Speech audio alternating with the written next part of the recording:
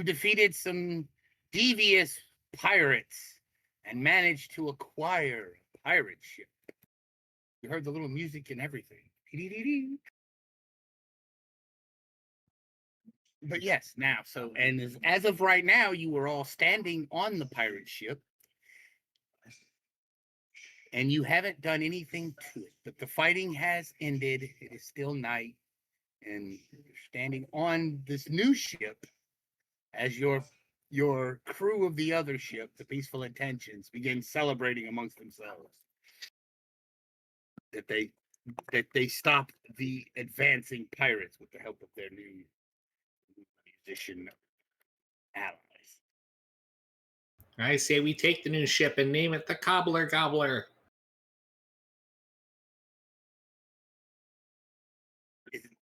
Is that what you want to name your ship? The ship did have a name. It is called the Bloodwake. Gobbler Wake. Cobbler Gobbler. Okay, so Cobbler Wake in my vote. Cobbler Wake, is that the name of your ship? Okay, so Gilbert suggested the Cobbler Gobbler. And Sean suggested the Cobbler Gobbler, and Awick suggested the Cobbler Wake. Yes, and we have 1 second from Zeldin on the Cobbler Wake. So,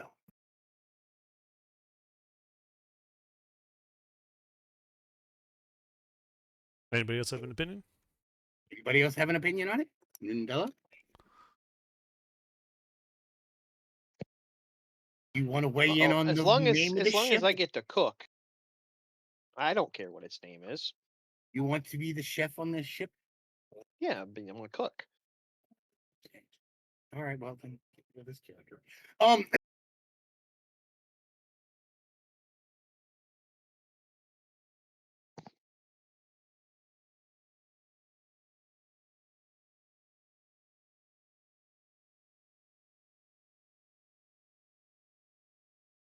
Okay, good. I didn't have a chef picked out anyway, so that's good.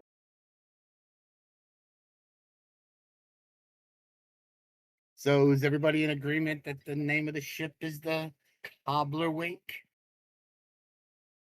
Yes. All right. So now you are standing on board the newly christened Cobbler Wake. What is?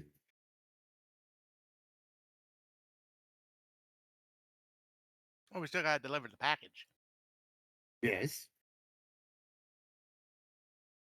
So let's know where we gotta deliver the package. Okay. So the captain comes over and he says, what do you want to do with this ship? We could tie it up and drag it to port. Yeah, we should probably do that because that way we can get a crew for it in port. You're looking to man this yourself? Your own crew?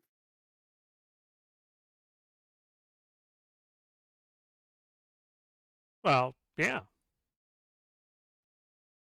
Okay. All right. I know just the place to take.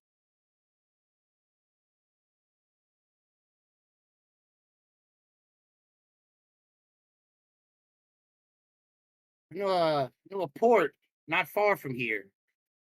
About half a day's travel. Port Cerberus. It's off the radar, off the books. Navy doesn't go there. Not part of the government. It's a nice place to pick up a crew if you want to keep them under wraps. We have to pay taxes. That's why it's under wraps, silly. We don't pay taxes. So okay, I still have a question. Gilbert, are you, every time you talk to a player, you're talking in common, but when you talk to each other, you're talking in gnome, right? What? No, when you talk to the captain, you talking in common, right? Yeah. Okay. Now when the gnomes talk amongst themselves, you all talk in gnomish, right? Right. Okay, that's what I thought. So you responded to the captain in Egypt Jabs. I'm making sure I heard that right. In order to maximize confusion, even if it's a three-way conversation, all statements made to a gnome are in gnomish. I'll remember that. Chip, chip, chap, chip, Definitely. chip, chip, chip, chip. I will definitely remember that because that will definitely come in handy here soon. Maximum occlusion. All right, so the captain looks at you and he says, "Yeah, Cerberus is it's a unique port. It's run by 3 separate pirate crews. Run this port, divided amongst themselves. Not sure how they do that, but they It's one do. for each head. They yeah, for each head.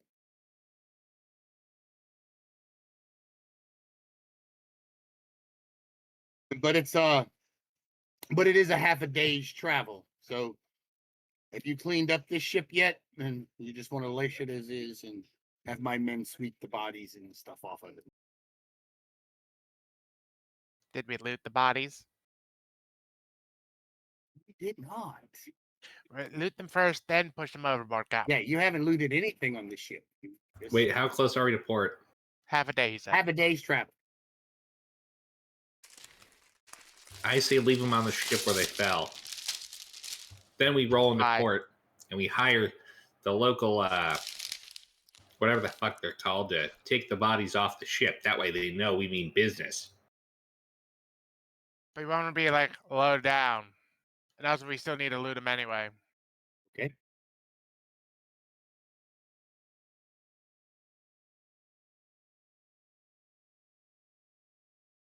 Okay, who loots what? Who loots what? And where?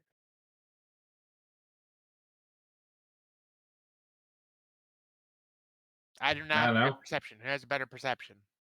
We loot all of them. Oh yeah, loot all. Okay. You know. All right. Amongst the crew that you see laying out, you find approximately 1,000 gold pieces, Oh hell yeah. along with some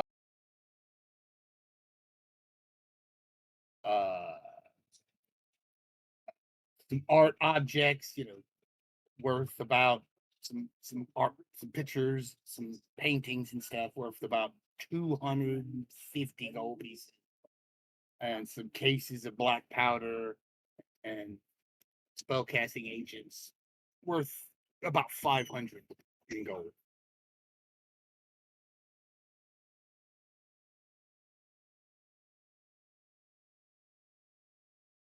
Who loots people? I'll loot people. The I can help loot people. Okay, in the captain's quarters where the captain fell, the captain has a sword and a buckler and 50 gold pieces on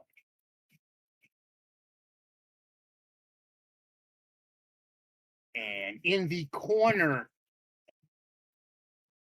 okay. And Hold on. Somebody is keeping track of all this, right? Yep. Okay, cool.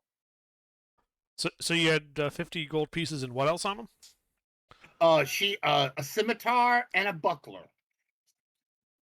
They both have a faint glow to them.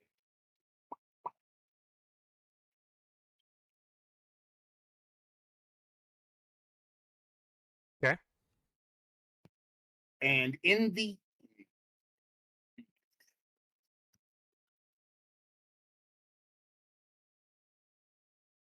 nestled at the rear of the captain's hold, behind a tattered velvet curtain and bolted to the floor with thick iron clamps, it's a singular, imposing chest. It rests. Oh, the chest is made from black heart cedar, its grain warped by sea air and time. The wood is carved in high reliefs. Scenes of ships breaking on rocks, krakens tearing masts asunder, and crowned skeletons drowning in storms. The blood velvet, the A blood red velvet cushion atop the lid still bears the imprint of the recently removed weapon, the saber that you have in your hand. Fit there. Tiny droplets of oil and blood have soaked into the wood, leaving a permanent stain. Yes, red velvet's yummy. Hmm. Decorative, almost regal iron fittings reinforce the edges, shaped like a curling tentacle. One corner is wrapped in old shark skin, a crude patchwork job that looks like a hole, bullet size, like somebody tried to shoot into the chest.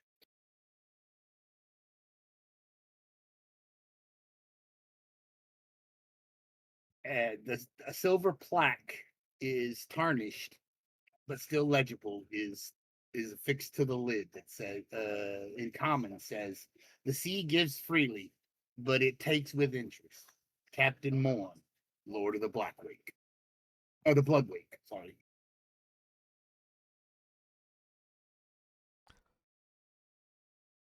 Well, that chest is metal. Yes. But what's inside? Does he have keys on him? Yes, there are keys to the chest. Ah, excellent. I take the keys. I open the chest. In the chest, you find 500 gold pieces, 1,000 silver pieces, 2 vials of a red liquid, a vial of a blue liquid, and something wrapped in an old cloth.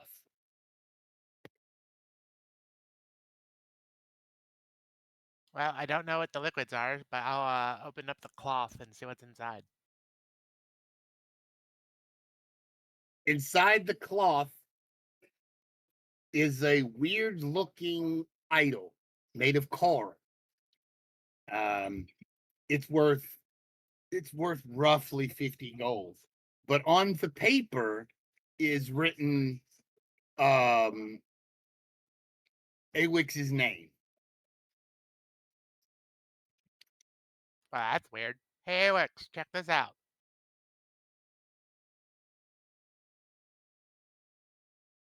And I hold out the paper and the idol. Do I recognize the idol? Haven't you seen it yet? You've dealt with all the pillars, but you haven't seen the actual. No, you don't know what the idol is. You get the same weird feeling you got like when you were around the pillars. You know, the ones with all the weird strange symbols on it. You get the same feeling from it, but you don't actually have never seen the carving of the demon lord. I think it's related to those pillars here, and I hold out a hand to grab it. I put it in the hand. Like, well, that's freaky. Uh-huh. Probably pretty because it has your name on it.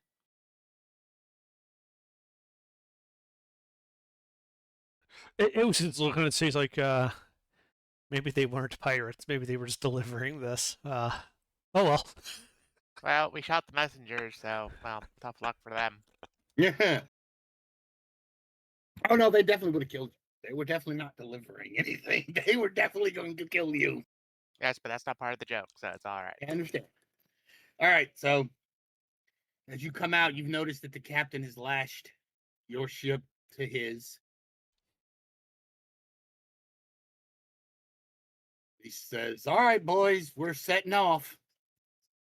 Y'all got everything settled, nailed down over here that you want to keep? Still gonna leave the bodies?" What? No, No, we're we're not not leaving the gonna leave the bodies. bodies.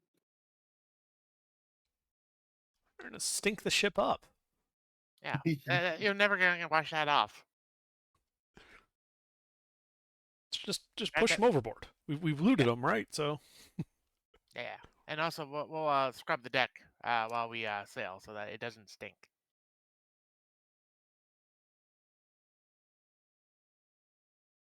All right. So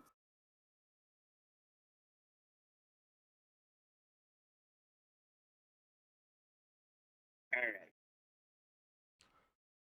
and then when I get some time, I'm gonna do identify rituals on the scimitar, buckler, and the two liquids and the idol. Okay, I will send that to you. Okay.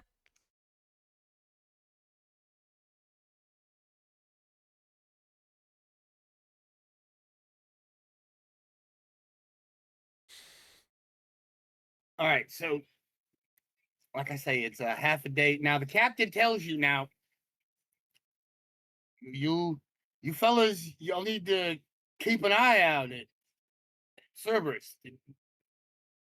Not everybody is on the up and up there. It ain't no Marine. There's no Navy guards there. It's not like Hoji. It's you can't. Yeah, there's a lot of things that won't slip by. Careful. I think it's more that Cerberus needs to look out for us. We're gonna fucking kill him. I don't think that's kind of the right idea you need going into Cerberus.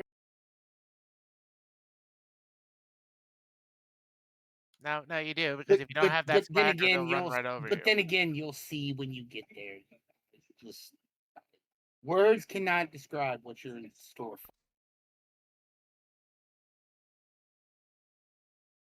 Ooh, ominous. So you're saying it's like a hub of scum and villainy?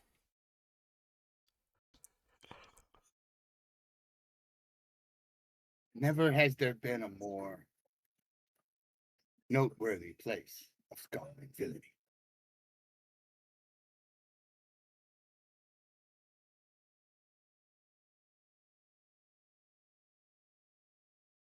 All right, so we can go there, put together a very, very well thought out and put together crew. Surely nothing will go wrong with that crew. Never ever.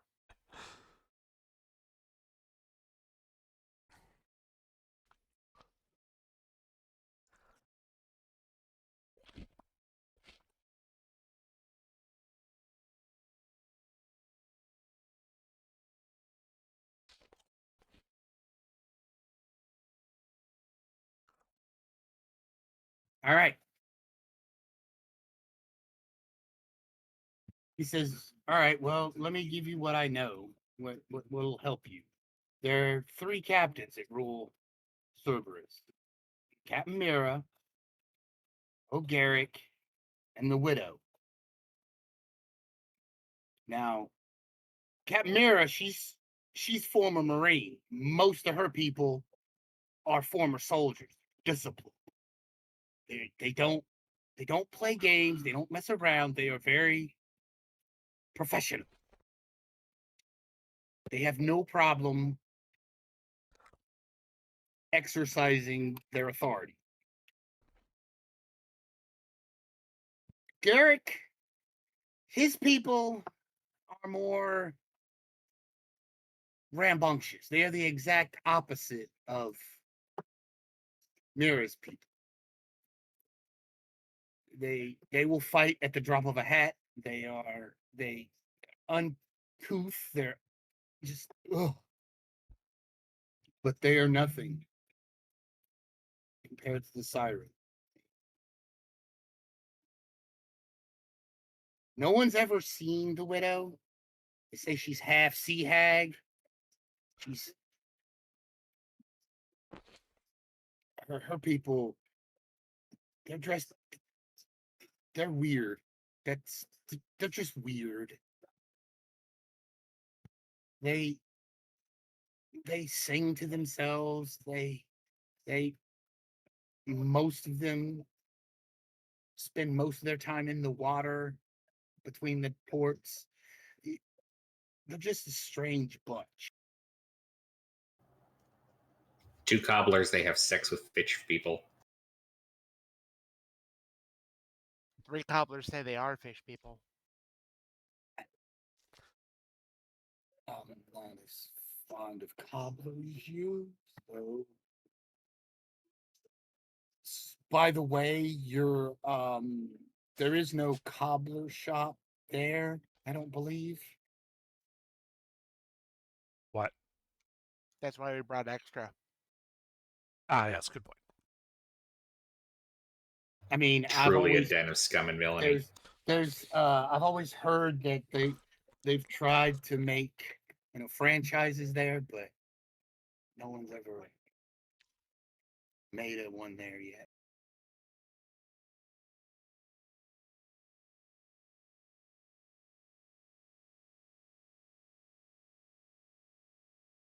Alrighty, so we kill them all and let Gnome God sort them out.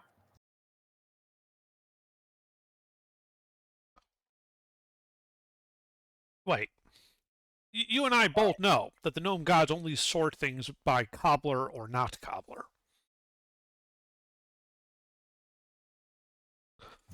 Yeah? Cobbler. They're all in the not cobbler section. The heathens.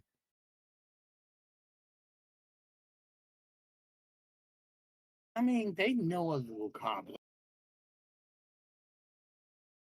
They have rejected its light, its beauty, its taste and sweetness. Until now. So you're going to be the what? Ambassadors of cobbler? That's what franchising is called, yes. Yeah, you look like it. Dressed like gnome Power Ranger. Go, go, Cobbler Rangers. All right. Anyway, Anyway, Captain, once we're there and we're done with our mission from Cobbler God, how long till we get? How long is it to sail to where we must deliver the package? why do you think I suggested Cerberus for you to get your crew? Is also we're- where the package is going. Oh, how convenient! Excellent.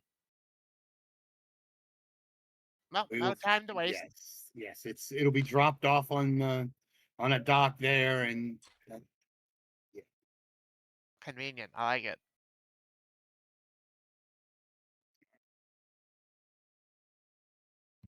so half a day's travel, and he calls you up on the docks to point out Cerberus.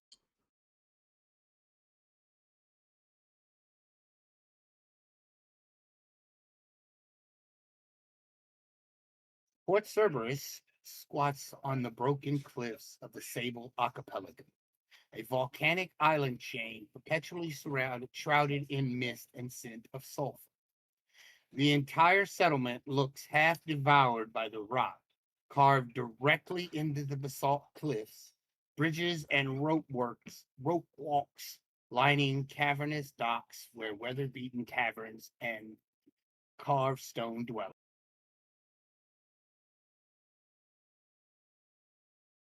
Since it's early evening, the town glows like a fire in a skull's eye sockets, lanterns burning ghost oil, orange and green, never quite going out. From a distance, it looks less like a port than like a beast crouched against the waves, watching the horizon for prey. But as you get closer, you notice that it's broken down into roughly 3 tiers, each carved higher into the cliffs with ropeways and tunnels.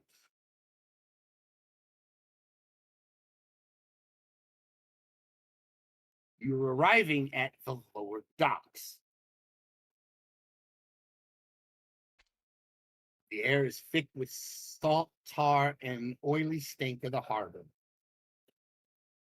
There's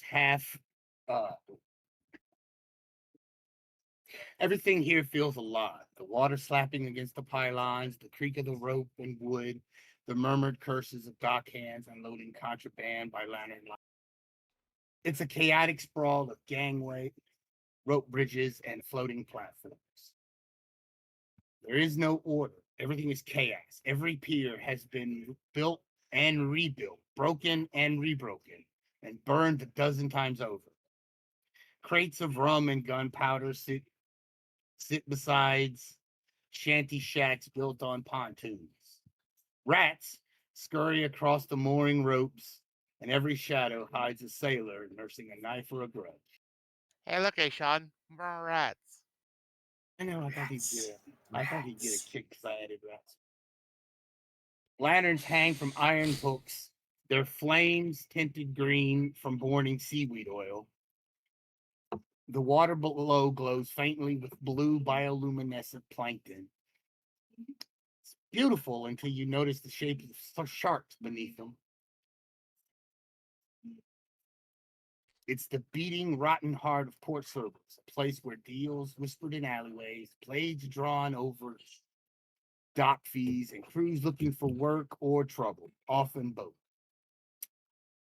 The most notable part of the docks is the Barnacle and Blade Tavern, a massive barnacle-encrusted alehouse that serves as the social heart of the port. Every deal, duel, and performance begins and ends here.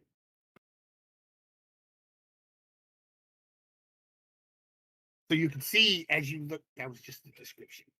So as you look across the port, you see these sunken piers, hanging in there and everything. That's a funny thing. And most of them have been built. You can see where they've been burned, broken, rebuilt, all that. And in the very back, in the center of this whole pier, sits the Blade and Barnacle, this ginormous alehouse. Tavern, I guess.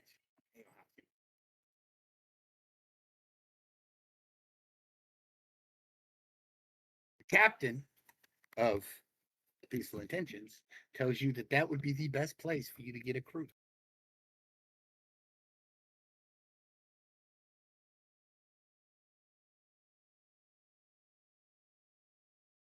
Thanks, Captain. Appreciate it.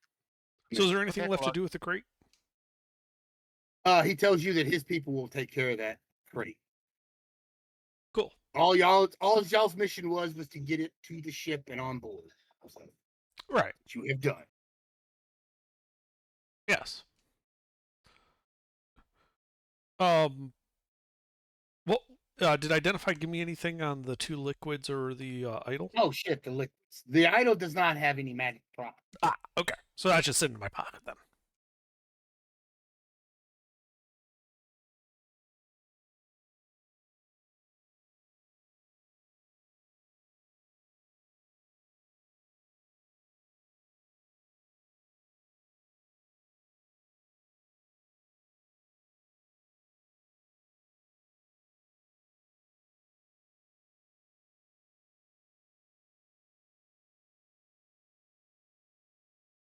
All right. Well, before we head out into the dangerous port, perhaps we should look at this magical loot that we picked up. Indeed. Yeah, that would be nice. So, who could use like a magical scimitar and buckler? Buckler, unless they're a paired set, then No, not a paired set. No, what's the buckler do? On a Mhm. short, once per short Pretty rest, possible. you can give you resistance to cold damage. Yeah. It's also Sure. cool looking. Okay. It'll go nice with my stalactite rapier. It's covered in little barnacles and little things all over it. Looks weathered and ancient. Okie dokie.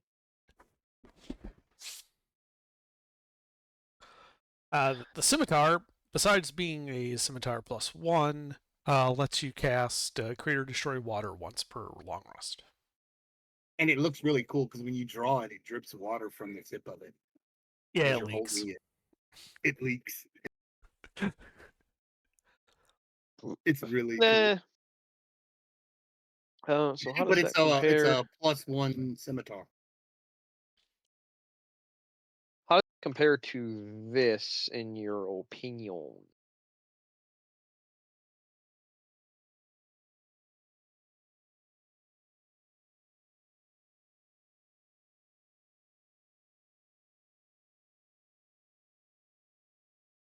I mean, Oh, that I gave you that. That is terrifying right there. That is Yeah, a that looks better. terrifying weapon. Yeah, Yeah, that is a so I'll take the terrifying buckler. weapon. Yeah, I forgot I gave you that. That is a terrifying weapon. Yeah, I'll just take the buckler. Somebody else can grab the sword. right. So who else goes into melee? Because it's not AoX. AoX doesn't go into melee. It's not a Sean. Uh, It's mostly Sleuth and Thomas's characters. Yeah, that's the one. Two people that aren't here. Yeah. Well, I'll just hang on to Yeah. it then until one of them gets here to claim it. Thomas usually goes melee, and I know Sleuth goes melee. I think he wields a rapier too. I think.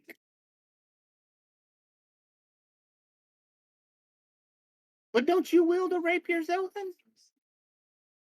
I wield a dagger. You also had a rapier. Oh no, rapier. Yeah, my bad. I'm dumb. Yes, I figured. Yes, you can use When the you get into scimitar. melee, Yeah. Yeah, when? Yeah. Oh yeah. When? Yeah. As for the Okay. potions, it's 2 potions of healing and a potion of water breathing. Ah, those are Really? handy. Yeah, I mean, potion of water breathing is gonna be real handy in a nautical campaign. Arr. I didn't have any. I figured I'd give you one.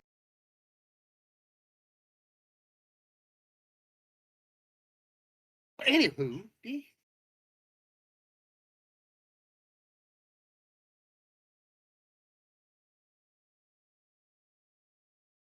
Well, how about we go to the inn then, and then we'll put on a show and see if we can attract a crew.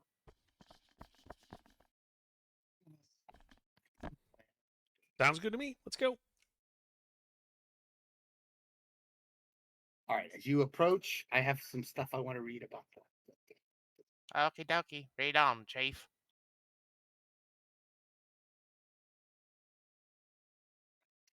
The Barnacle and Blade is more than a tavern. It is a monument to access and survival. Built from the fused hulls of 3 shipwrecks and fused together with pitch and iron, the alehouse squats at the end of the main pier like a drunken guy.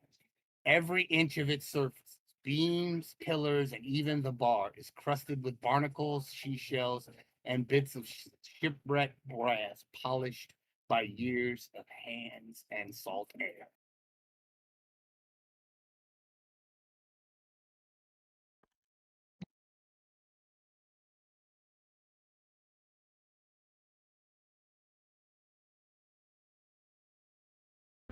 Who's going in?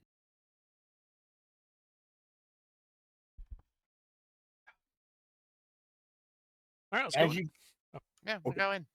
the door creaks open on the Barnacle and Blade. A wave of heat, rum, and music hits you like a broadside. Sailors cheer and stomp as a one-eyed fiddler plays on stage. Lanterns flicker across the beams and the gleam of drawn steel. Behind the bar, a broad woman with 3 hands slams a mug down so hard it foams over. She looks up at you. Welcome to the Teeth, songbirds. Play us a tune. Does she Okay. also have 3 boobs to go with the 3 hands? No, she has 3. Actually, she has 3 hands, and one of the hands is connected to a prosthetic arm. Yes, she has an extra arm. That is prosthetic. So is she like a mutant, or is she just take like a prosthetic and just stuck it somewhere?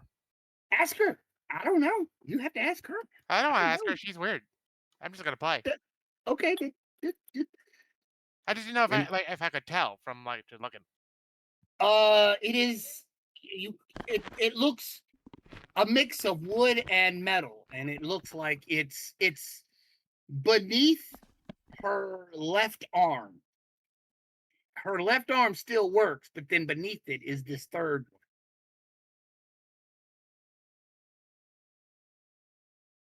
Gotcha. All right. Well, let's play. hello. Hello. Hey. So So yeah, we just go up on stage. so y'all just gonna walk straight up on stage? All Well, right. she's like, yeah, songbirds, play a song. And everybody's like, shrug. Okay. We just walk up on That's what stage. we're gonna do anyway. The guy with the one eye and the fiddle looks at you and he goes, "Oh, we got professionals here!" And everybody in the bar starts yelling. I little- bust out the slide whistle and the hurdy-gurdy. And we begin playing. Begin playing. I need to know some of the things you're talking about in your song. It matters. Do you sing of your conquests? I have an idea. We sing of riches and power to come. And of a fresh new ship ready and raring to go. Yep. Okay. Subtle propaganda right yeah, here. it's exactly. Alright. It's entirely advertisement for joining our crew. But real subtle like. That actually works.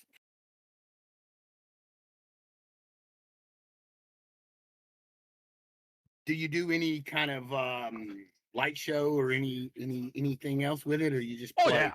No. I've Yeah. got my magic shawl. While I'm singing, we've got like color spray and prestidigitation and dancing lights going Alright, all over. All right. I Okay. have minor I illusions. I need one of you to give me a performance check. Do we want to get the line dancing rats in here? Absolutely. We can roll. You can roll on anything, any table you want, because I got a gauge for each one of them. But give me a performance check for whoever wants to perform. Okay. I assume someone else here is also proficient and can give me advantage on it. Yes. Yes. Okay. I have You're a group of bards. Hell, bardic inspiration. I mean, yeah. Guidance. Hold on. How else can we just stack ourselves up here?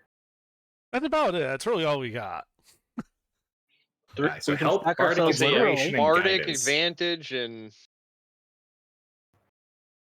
All right. You notice that the crowd is roaring in this. There's sabers swinging. There's pistols going off. They are having the time of their lives. We produce full Disney musical production numbers Yes, every time. yes, you put on one hell of a show. They will never forget, But since you put on these shows normally back at the other place where you work, some of these people have already heard of you. And they're still crazy about us. Yes, they are.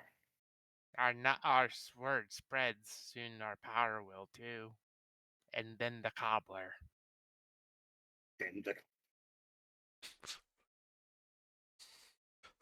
First we get the power, then we get the gold, then we get the cobbler. well, as your concert ends, the lady with the 3 arms walks up to you, and she goes, "That was amazing! I don't think I've ever seen some kind of shit like that in this place. You little ones are worth their weight in gold." She slaps mugs on the table with her 3 arms. Why, thank you. Yes.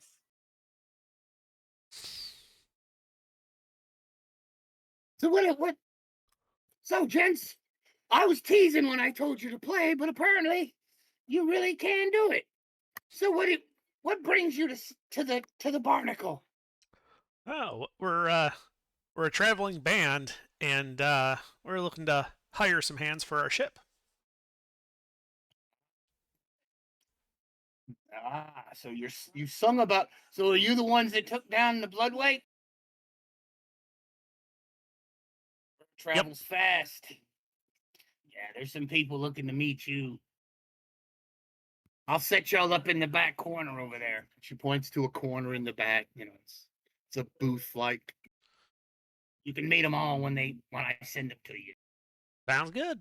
Why, thank you. She moves around. Still notice now, Zeldin.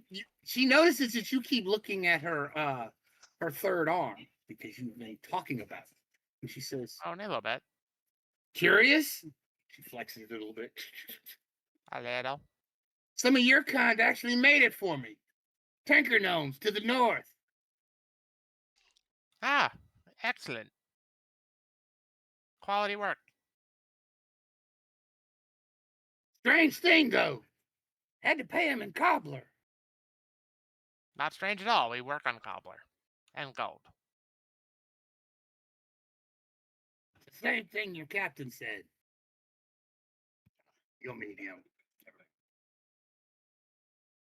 But go have a seat, gentlemen, and I'll bring the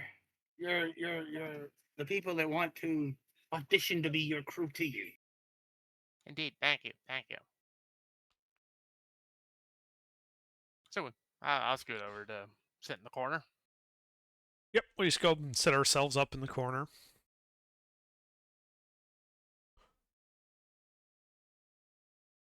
The first person that she brings up is a gnome. You're hired. A wiry gnome with sun-spotted skin, a braided silver beard tied with tiny seashells, and a green tricorn hat far too big for his head. His clothes are a patchwork of navy coats and rope belts, and his boots squeak. He smells faintly of tar, rum, and mint.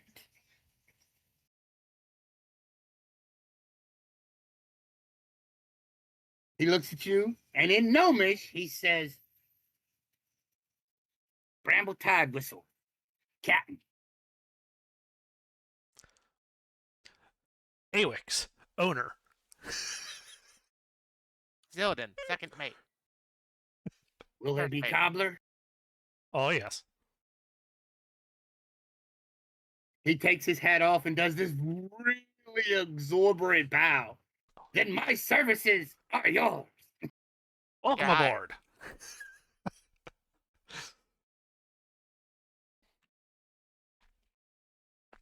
Take a seat.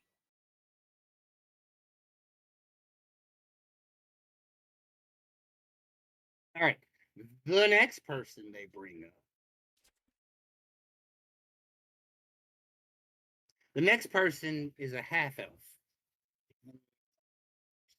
Salt blonde hair, pale eyes, almost like he's blind. He looks at you and he says, You sail the bloodway. I sail the bloodway.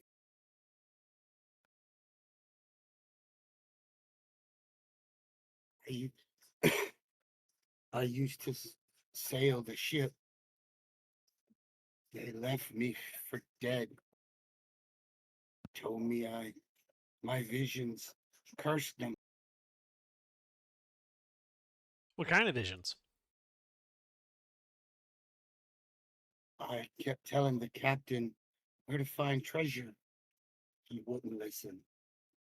The cove has treasure, but he wouldn't listen.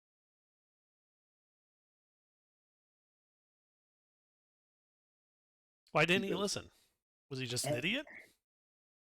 He shakes his head and looks at you. Well, tries to look at you. His eyes don't quite focus. He goes, Corin Vance, navigator. I don't need a compass. The sea tells me where to go, and I listen.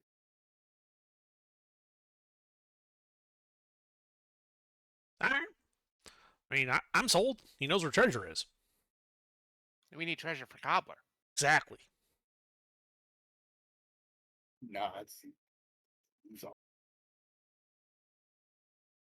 Captain is sitting beside you, and he's like, I don't know, he seems kind of odd, but he might work. Well, and I like his like stage whisper to the captain. The odd ones are cheaper. More cobbler for us. Right. I don't like cobbler. Hear that yell as this short dwarven woman walks up. She's short, broad, with her red bangs sticking out from a red braid sticking out from the end of her bandana. She's got a nail in her mouth. Mags Holt. I'm a shipwright.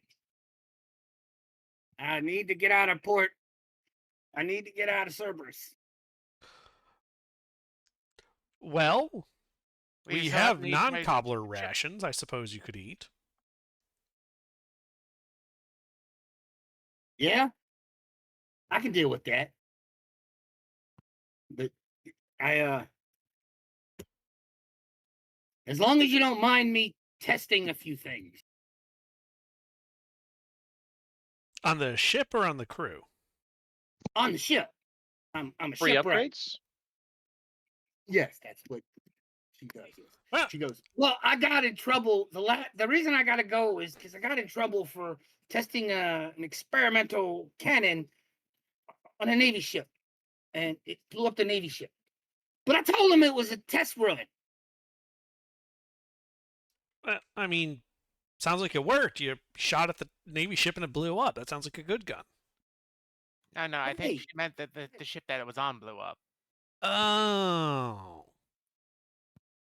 I mean, Well, you just need to build quarter scale first. Quarter scale, then scale. Yeah, you know. right.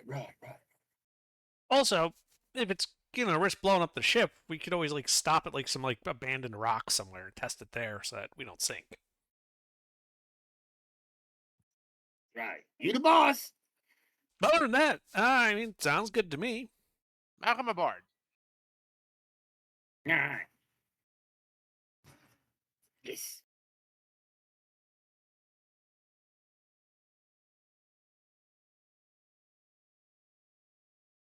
And then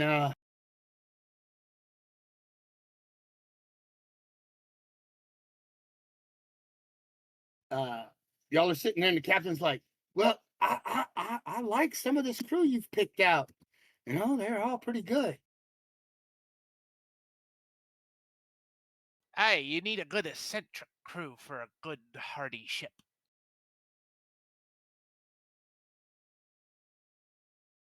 A little And you goblin never peeks its head over the table. Hey, I'm Pip. And I'm AWIX. You hear an explosion above you, and another one falls down and hits the table. Oh, I'm Pup. What exploded? What? I did, sort of. We make things go boom. That's what the one on the table says. The other one goes, Puck, I'm the one selling us. You make things go boom. I tell them we're good. That's how this works. And Puck goes, yeah, but you wasn't telling them nothing. They jump off the table. We run guns and make things go boom.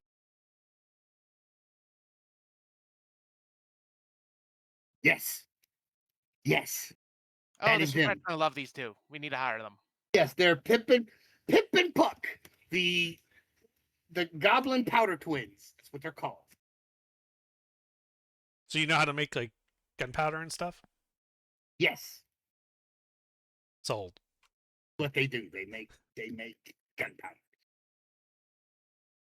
but it has a chance to. It does have a chance to misfire and make it.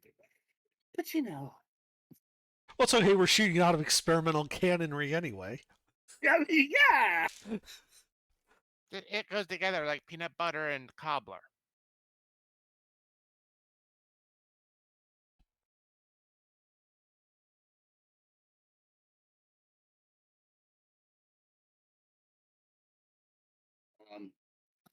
I just imagine this is how our ship is going to end up looking. Probably, yeah. Probably.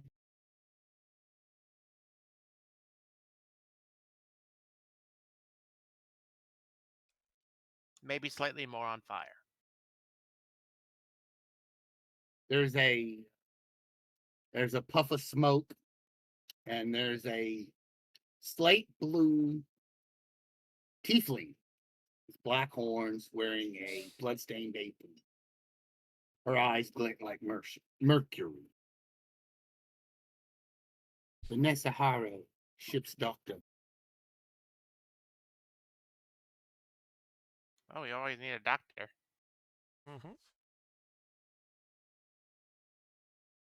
I don't promise miracles, but I can stitch you back up. Can't promise miracles, meaning they sometimes happen, or can't promise miracles as in, it's never going to happen. She just looks at you dead, Cam. Are you gonna ask these insane questions every time I tell you something? Maybe. How Yes. familiar are you with pickling the dead?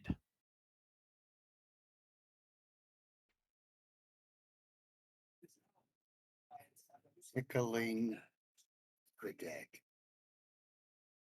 Yes. Or resurrecting the pickled dead.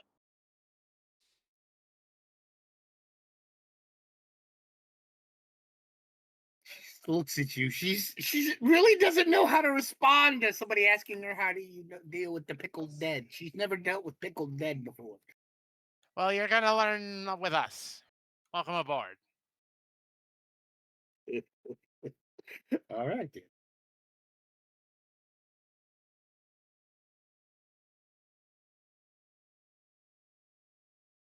All right.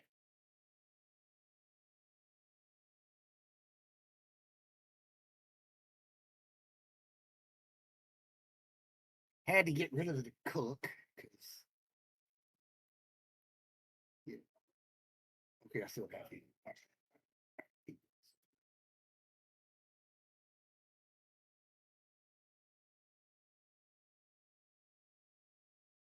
As you're all the last member of your crew, this giant half orc, broad as a barrel. His tusks are capped with little silver caps.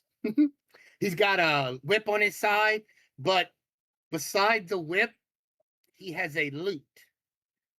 You know, the little stringed instrument. Mhm. He says, "How you doing, Captain? Rollo Fairtide. I'm the bosun of the ship.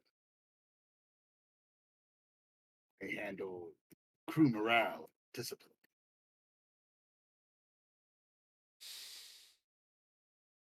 Yes, I suppose morale and discipline is important.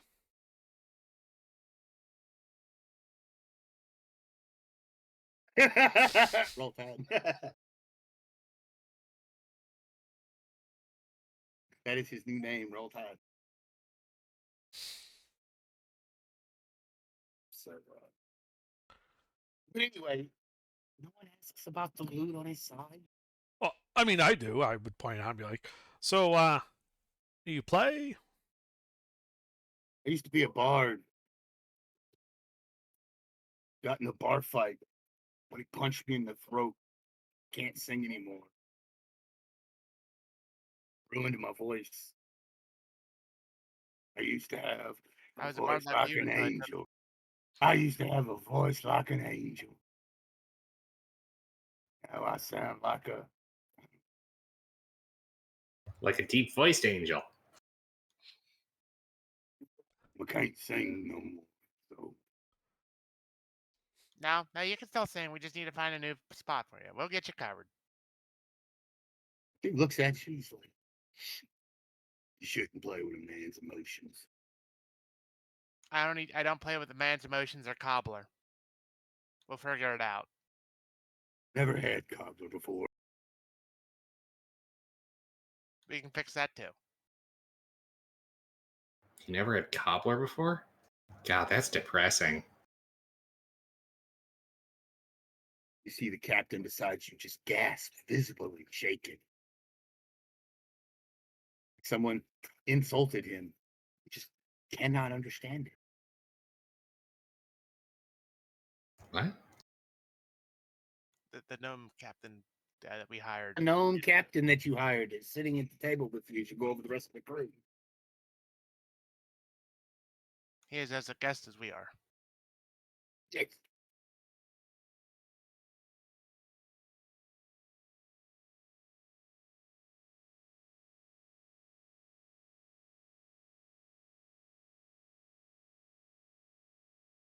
All right.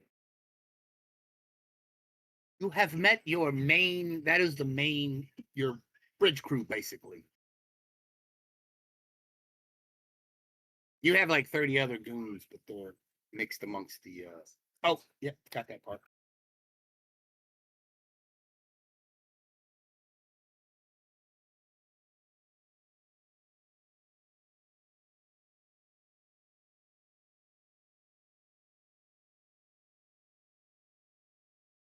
But your performance also draws out a couple of people that after the crew are done come up to you and they say, one of them says, the captain would like to meet with you. Please follow me.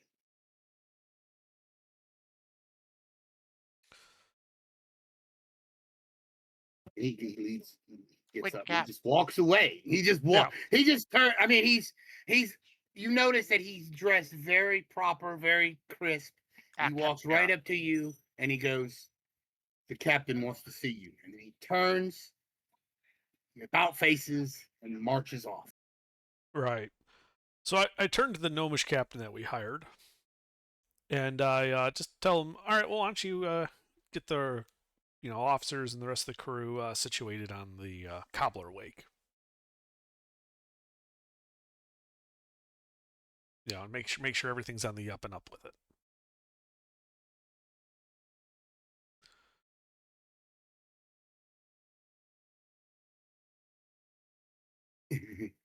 He nods at you and goes, yeah, I'll make sure everything's square. Where's the ship at? It docks? Yeah.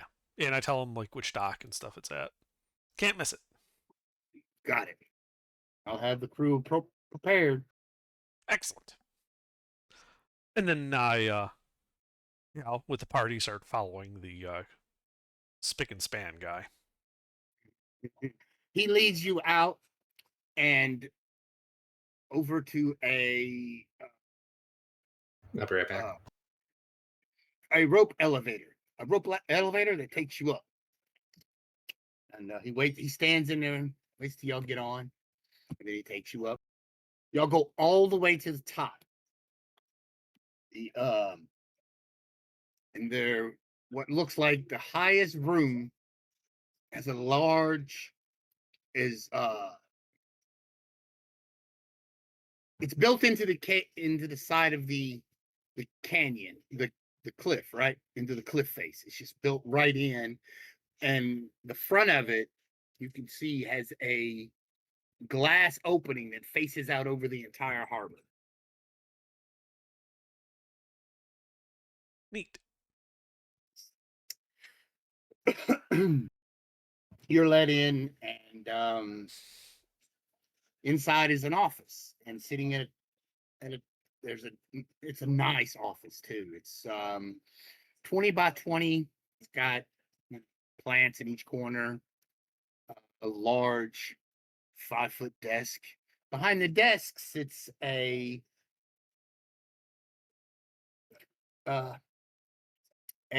red-headed woman. She looks at you like she's looking down at you, but yet she is seated. She's still looking down at you because you're. But We're you know like what a I mean. foot tall. Everyone looks down. You know what I mean, though. You know what I mean by looking down at you. It's like you have yet to prove your worth to her. She looks down at you. Okay, well, I guess we're not hiring her then. She looks down at you and she says, welcome to Cerberus. Oh. I am Captain Vance. Oh. I am one of the captains that run this island. I noticed that you. She just looks at you. I noticed that you came ashore in the Bloodwake. So is that your ship now? Yep. And Right of conquest. She nods. I see. Interesting. And you were here to what? Gather a crew? Yes. A crew that wouldn't ask too many questions if we decide to go off and do weird things. I see.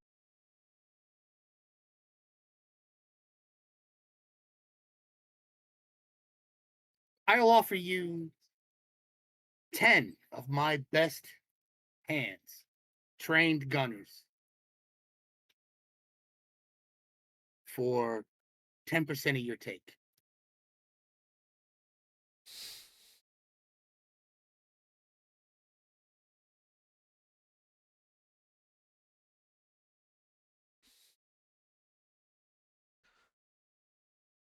So mechanically, like, how are we for gunners? Well, you have your bridge crew, but you need 30 additional soldiers or troops. 30 additional. Right. She's offering you to give you 10 of her own men to fill those 30 slots. Your captain is working on it now, but she is offering you, some of her hand chosen men. Who's this I- lady? The spick and span captain. One of the what- 3 rulers of Cerberus. I Oh, the lean Marine over captain? Yeah, I lean over to. I Amos and, was gonna whisper. say 10%. She pays their salary though. No, you pay them. No, that's my counter. Like I'm saying that in Gnomish to my Gnomish companions. Oh, okay. And I Yeah. say like it'd be good to have like a good spick and span people for Roll Tide to have under his charge to keep any other crew that we get from being underruling. Our own little version of military police. But my counter argument of she pays their salary is because she wants a cut, therefore they're still her men. So I don't see any reason we pay them. If she wants 10%, sure, but we're not going to also pay for her soldiers. Or she gets 5% and we pay the soldiers. Yeah.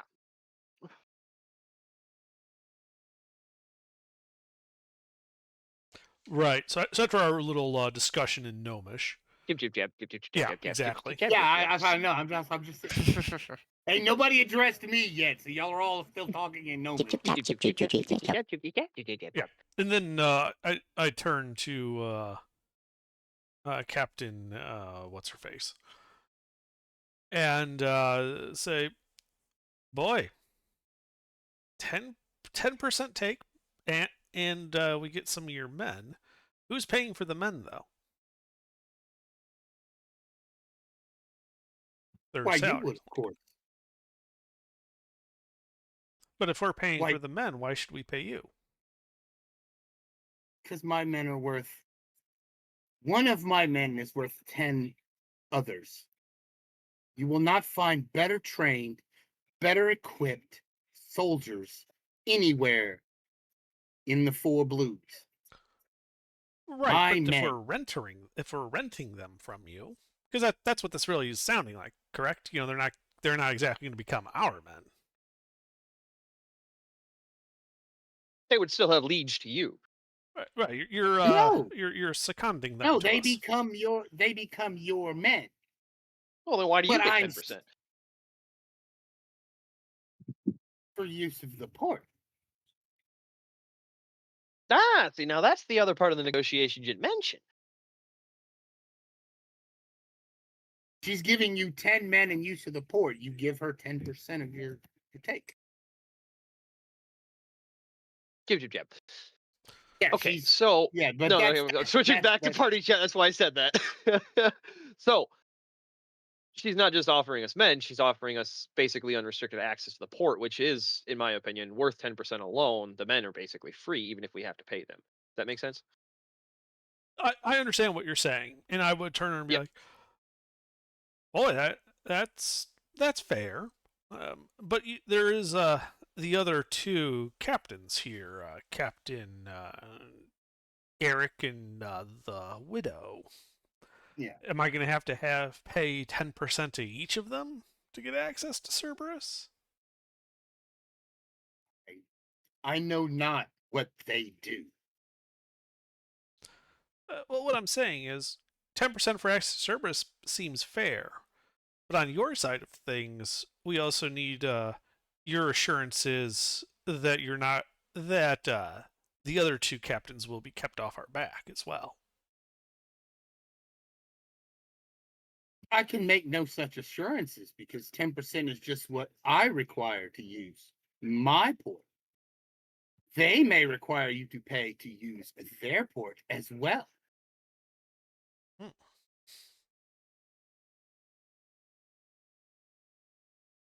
That is how Cerberus works.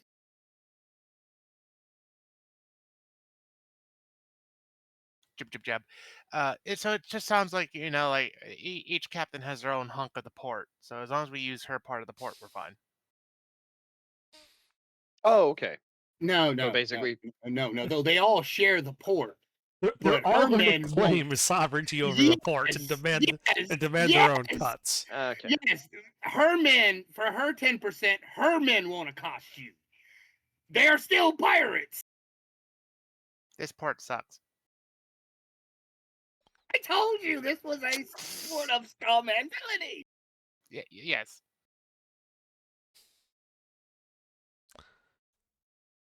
Well, I mean, we can always just agree to pay her, and then just tell those other guys to fuck off.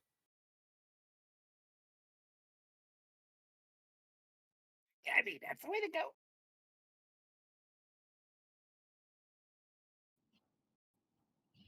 How does her men compare to their men? Well, her men are spick and span. The They're other group are more Marine like your train, normal. basically. Yeah, the other group is more like your normal pirates. They're hardy, having a good time, but a bit rowdy and rough. And then the other ones are fish people. They're weird, eccentric. Yeah, very Captain Mara Vance is a former Navy officer turned smuggler. Her followers are called the Dockhands. They are all of them are disciplined and former Navy. She doesn't take dregs. She takes trained soldiers. Anybody ever seen Black Lagoon? She's like Bella Lyca. That's who I modeled her after. If anybody's ever seen that anime.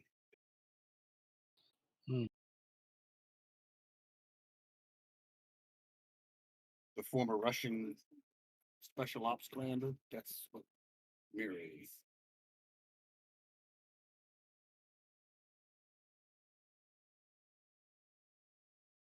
But no, the 10% is for what she will charge, so her men don't accost your ship when it comes into port. When you meet the others, they may charge other things for money. Yeah. Well, I'll just counter at 5%. This is a negotiation after all. True. She looks down at you and she says, "You were quite popular. I would assume that every time you come into port, you would perform a concert."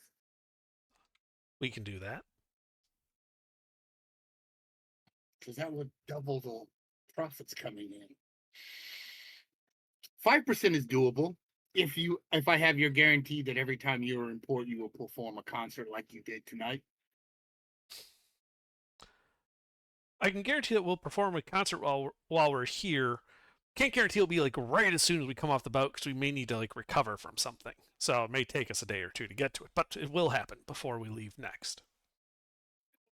That is doable. I can agree to those terms. Yes. She extends her hand. And I shake her hand. Very good. And she says, "Lovely meeting you, gentlemen. The door is over there." Have a good day. And I just turn and walk out.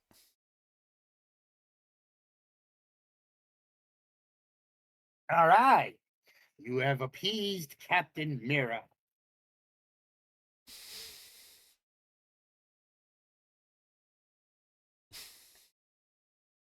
And 10 of her soldiers will report to 10 of her men that she's handpicked to send to you will be sent. And none of them will be like, she didn't pick the worst ones because it's not like that. She's honorable. Made a deal, she's going to keep it. Right, one of those lawful types. Yeah, lawful. Yeah. Cool. Makes sense. Yeah, the way I got it set up makes sense. All right. So, as you're led back to the elevator and head back down,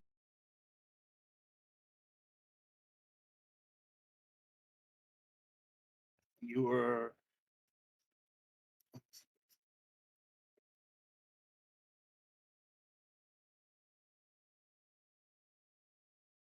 On your way down, you were stopped by two ornery-looking orcs.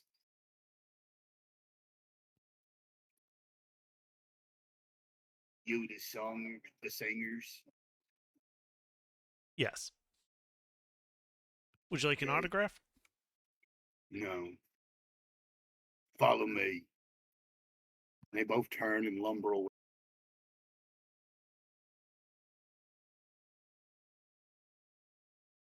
And they lead you deep into the second level, over rope bridges, and down a back alley, barely lit by torches. Sitting in the back is an orc. Broken tooth. He has one tusk broken. He's dressed in old leathers. He looks up and goes, "Ah, the songbirds, they're here. We are. Heard y'all met with Miss Prissy Pants. What she want?"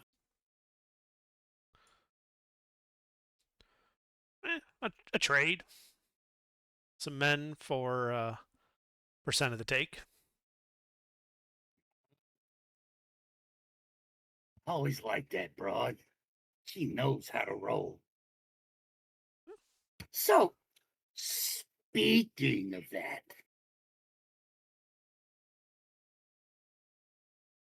got some men I can give you. My dogs. They'll fight gods themselves, long as you keep them drunk.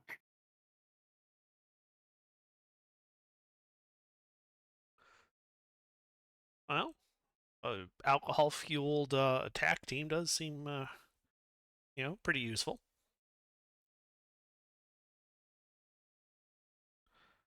And I want, and for the privilege of coming into the port, I want 15%.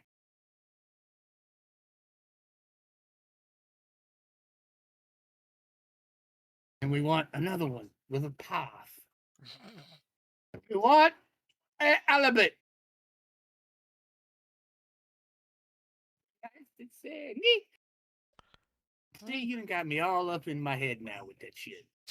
We are no longer the nice to say knee. We are now the nice to say icky, icky, batang. I see. Through my brilliant display of psychological warfare, I have gotten the price from 15% to a shrubbery.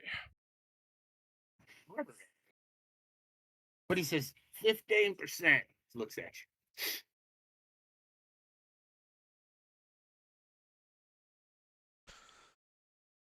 For how many men? The men are free. I just give you those. You need some of my men on your crew. I give you 10. You just need some of my boys. My Ah. dog. So it's safe passage we're talking about. It's see, we like to provide the new captains with crew because that spreads word of Cerberus. Wait, it's not a secret? Secret to who? Everyone Navy's. knows of this port. The Navy knows we're here. They just never come here. Why? This is a pile of rock. There's nothing of value here. But what we take. So I'll be taking 15%.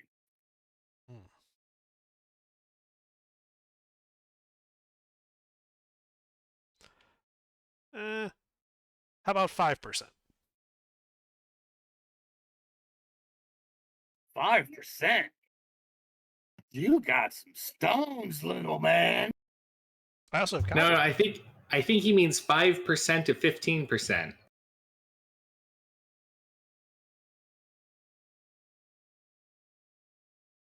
What?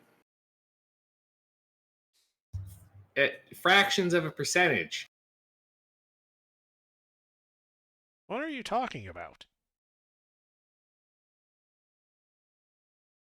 see what. Don't worry about him. Just talking about music lyrics. So 5%, yes.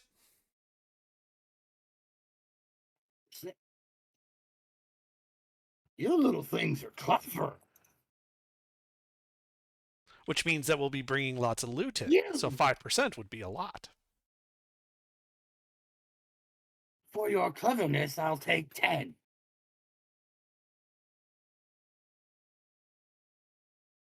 You Wait, can 10 on top of the 15? So 10, huh? Those are your men at the docks, right? That man the cranes that help with all the cargo and the like, the longshoremen. Some of them, yeah.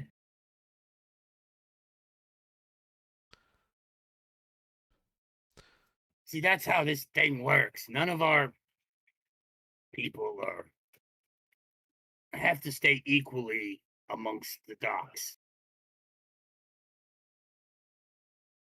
Or else we'll have issue.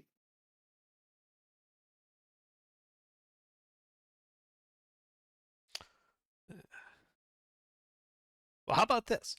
5%, and we'll throw in a concert. You heard us. We're good. Concert. Roll me a persuasion.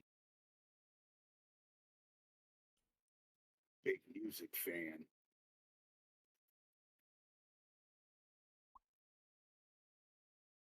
Ah, yes, I see we're continuing with the tradition of never passing a persuasion check. He goes, no, I don't think I'm not a big music lover. I get enough of that shit from the crone. That bitch never shuts up. Ah. I hear her all the time. Ugh.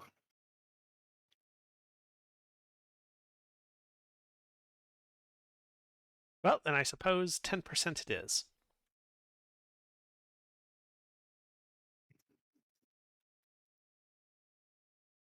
What'd you convince the bitch to go for? 5 in a song. Ignorant woman. He continues to laugh. That's officially the meeting is adjourned because he is laughing. Yep. Yeah, and we laugh, and we laugh, and then we just disappear. And then the table laughs. We all What? stab the table. Mimic. And mimic. And then the rats laugh. Yeah, but that's normal.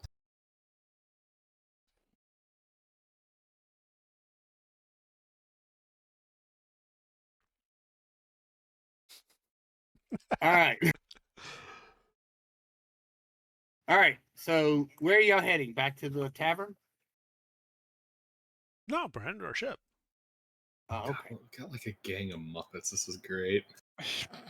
And when you reach the bottom, as you get off the lift to get onto the docks, there's a person standing there in robes, just looking at you, motioning you to follow them. Oh, all right. Haven't been jumped yet. The thing moves. The person moves silently through the pier, over half sunken docks. Docks get about ankle deep water. So finally, they get to this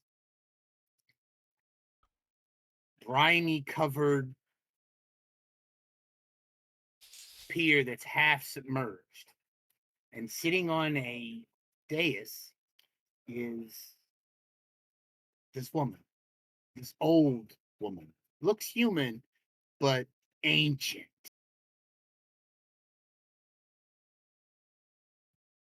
She looks up at you and in surprising clear voice says, "Welcome, songbirds."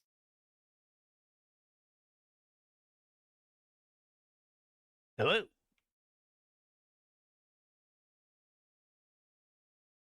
You have touched many of my singers tonight.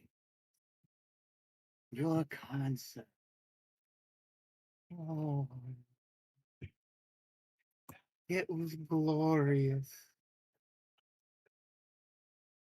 I give you some of my singers.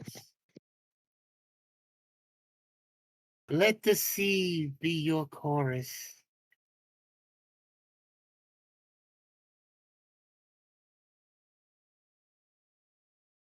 Well, thank you. It's always nice to meet a fan. So, and then she looks and goes, so, which one of you? Which one of us? What? Pays for the right for the pier? Which one of you?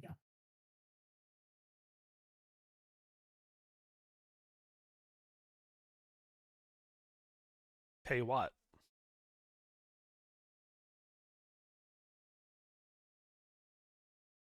One of you must pay. But what's the cost? I just wish to touch you. Oh, Boss. Boss, this person's certified weird. Don't let her touch you. Just a touch? Yes. Simple touch. And then what happens? Then you are free. My singers won't bother you when you arrive. She raises her hand, and you notice it's webbed. Jib jib jab fish people. So would you, the person you touched, turn into like a fish gnome hybrid? A niche? Yeah, a niche. That's probably right. Yeah, because there is yeah. Well, I didn't get this far by being overly cautious. I'll touch you. And I hold out my hand. She looks at you and she says, "Are you sure? It seems if you've already been touched quite often." Then what's one more?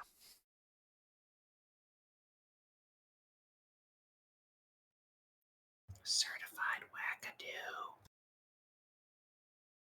She reaches out and she touches your forehead. I need you to make me a Constitution save, please, sir. Okay. A Constitution save. I am great at Constitution saves. I know. -2. Yeah. So you go unconscious. You don't take any physical damage. Psychological, maybe, but you I'm go resistant to psychic unconscious, damage.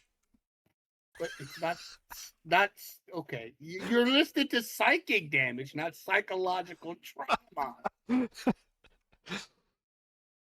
So you as you go unconscious, because you pass out, the rest of you see her touch him and him just collapse. He's Oh, still that's breathing, surprising. but you notice he is still breathing. He is just unconscious, just gone, dead to the world. Under you're getting visions of ancient sea folk and evolving into what the crone is now, and de-evolving from human. It's twisted and weird. Yeah, you're on an acid trip basically, and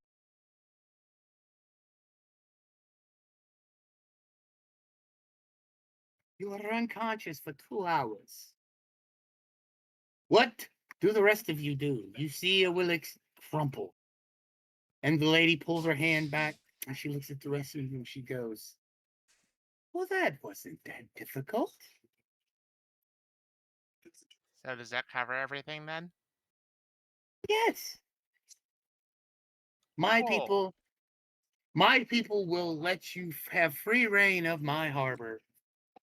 Works for me. See you later.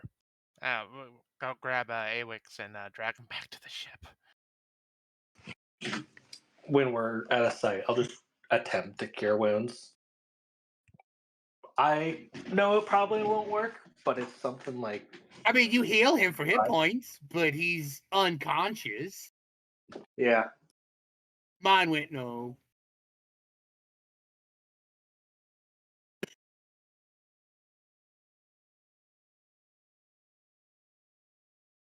Well, maybe the doctor can take a look at him.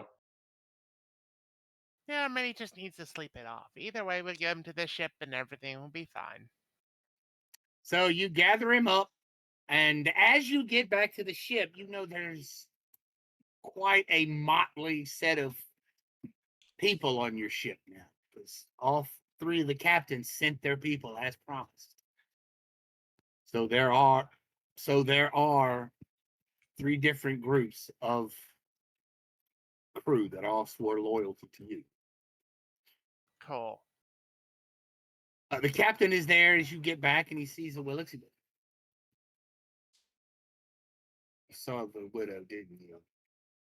Yeah. Probably should have warned you about that. And this is Probably more fun, he it says, wouldn't have but changed then he anything grins anyway. and goes, "This is more fun." So, yeah. But he says, and this is our crew. Now, each one of them will follow your orders because they were told if they don't follow your orders and cause a mutiny, they will be slaughtered. Well, that's what Garrett told his men. I don't believe that's exactly what the widow sold their people, but they look terrified of whatever happens. That's the only important part. So, we'll get the ship So ready. what are we doing? Get the ship ready to sail in the morning. We leave at first light. Destination? Good question. Turn around to the other gnomes. Jib jib jab. Where do we want to go? Mm. Our ask our navigator knows navigator where treasure wherever- is. Oh yeah, the navigate. Yeah, right. Yeah, turn to the gnome captain. Yeah, I'll get the navigator who to sniff out that treasure.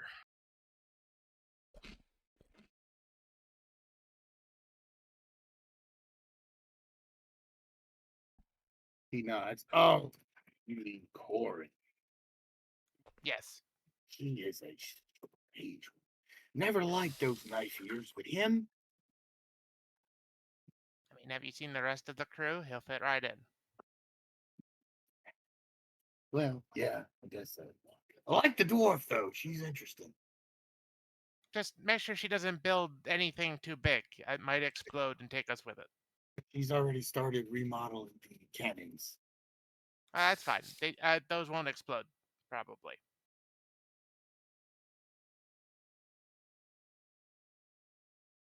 Anyway, I'm gonna take the Awix to bed, and then I'm gonna go to bed. So catch you in the morning. Chip chip chap. Chip, chip, chap. So you go down to your crew quarter, the captain's quarter. Y'all assuming y'all all stay in the captain's quarters with the captain because it's big enough for all of you. Plus, the ship has dedicated guest quarters that we can just turn into our command quarters. Yeah, I guess so. Yeah, I guess you could do that.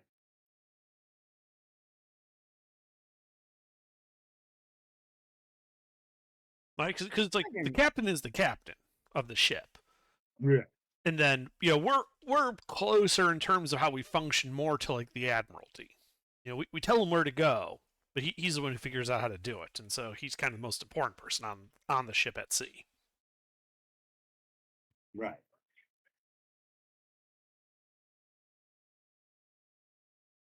Works for me. All right.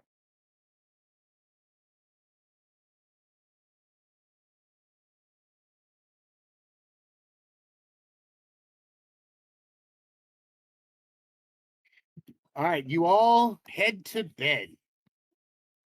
bustle sounds of the seas and the port around you. And you set a guard or no? Ship with loyal crew. That's why we have a crew. They get to guard. All right. And the night passes uneventful. At first light, there is a knock on your door. Hey, one of you should come up here. You got it's the captain, by the way. He's speaking in Gnomish. He says, he says, one of you should come up here and see this. You should come up here and see this. All right. Well, I wake up and go see what's going on. All right, you walk up on the deck, and on the deck is a parrot. He's just sitting on the deck, looking right at. As you walk up on the deck, its eyes turn and lock on you. Cool. The parrot.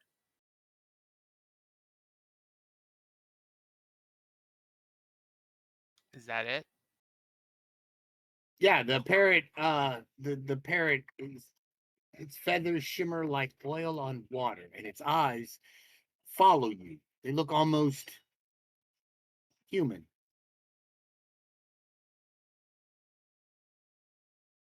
Captain comes over and he says, nobody's seen it. It just was there. I don't know. Just, I mean, They is said- it harming anything? They say it belonged to the former captain of the ship. I don't remember seeing no parrot, but then again, I wasn't really on the ship that much. But it's fine. Just leave it. The entire time you're talking, the parrot has not stopped watching you, Zelda. Doesn't look at anyone else. Just you. All right. Well, You're the only one up there from the party. Soon. Yeah. Everyone else said they were going up there. I mean, as long as it doesn't get in anybody's way or start attacking them, the parrot can stay. And then I climb up to the back where the wheel the ship's wheel is, and I look all sort of captainy like. So hard to do being 1 foot tall, but like I'll get like a barrel and step on top of that. The captain comes up and goes, "Excellent pose, sir. Oh well, thank you. You ready to make away?" We are, yes. We are, yes. He starts yelling, "All right, you boys, let's get this ship underway!" And the ship takes off.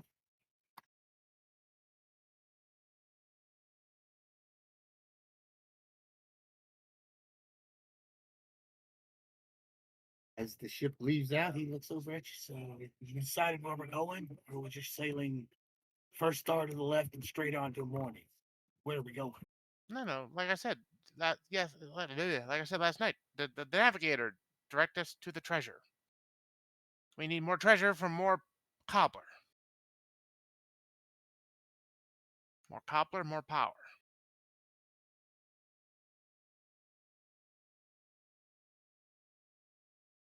All right, okay. Go find out where he wants to go. Captain goes, starts looking at the maps with the navigator. Few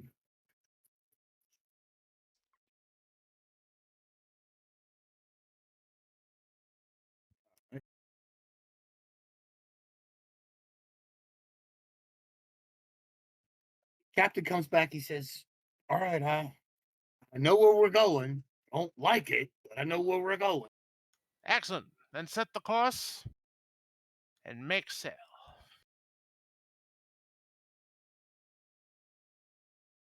Aye, aye. And the ship takes off, sailing off into the sea.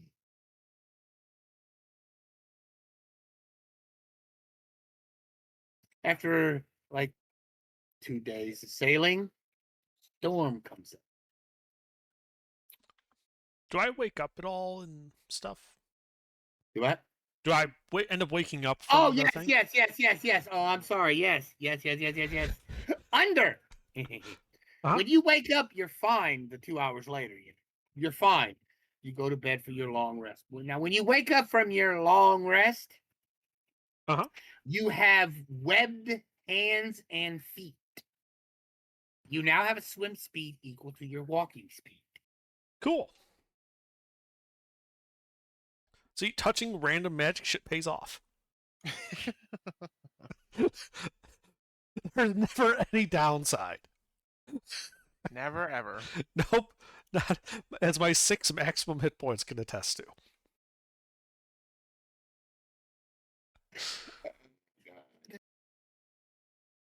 If only. All right.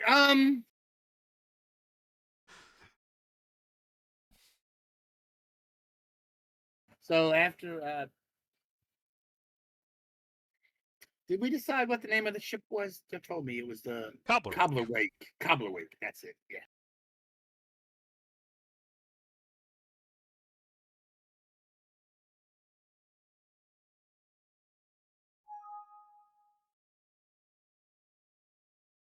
All right, but as I said, there has a storm come up.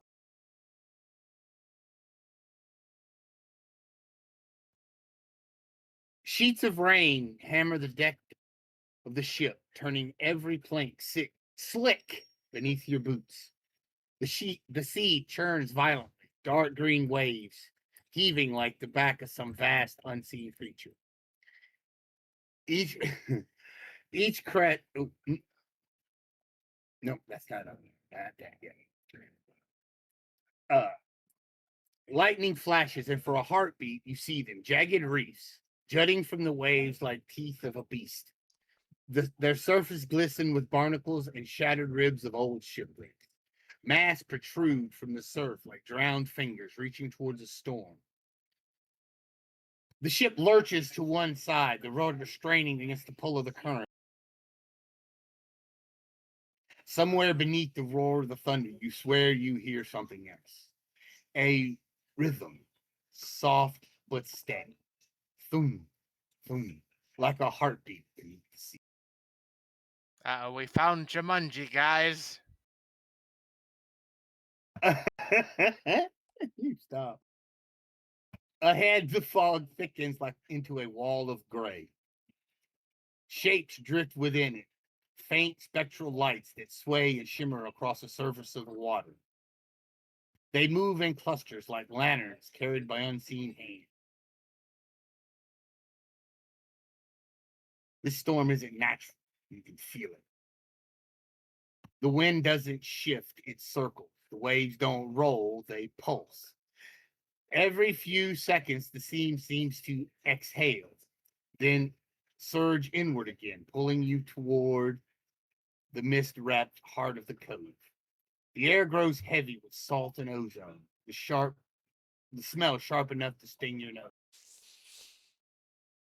The ship groans as it enters the shallows. The roar of the sea gives way to a low, rhythmic hum that seems to echo through the hull.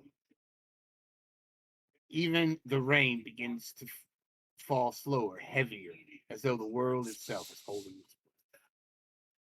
Then, for the brief instant, the sea falls utterly silent. No thunder, no rain, not even wind. Just the ship, adrift in a mirror of water that stretches out. And you can see the harbor in front of you. I mean, you can see the island in front of you. I'm sorry. My fault.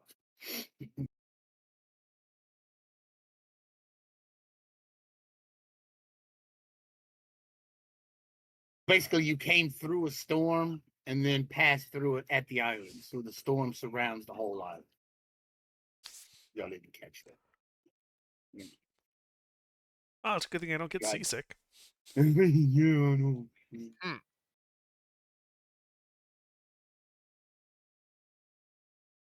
Well, luckily we didn't end up on the shoals. As the ship glides forward, the sea turns stiff. A glassy mirror reflecting golden sunlight and the jagged cliffs rising from the mist. Every sound dulls to silence. Even the gulls circling overhead move their wings without a cry. Before you lies a vast caldera, the broken rim of a long dead volcano, and its walls black with basalt and veined with jungle vines. The cliffs seem to sweat in the heat, dripping streams that glitter like molten gold before vanishing into the sea.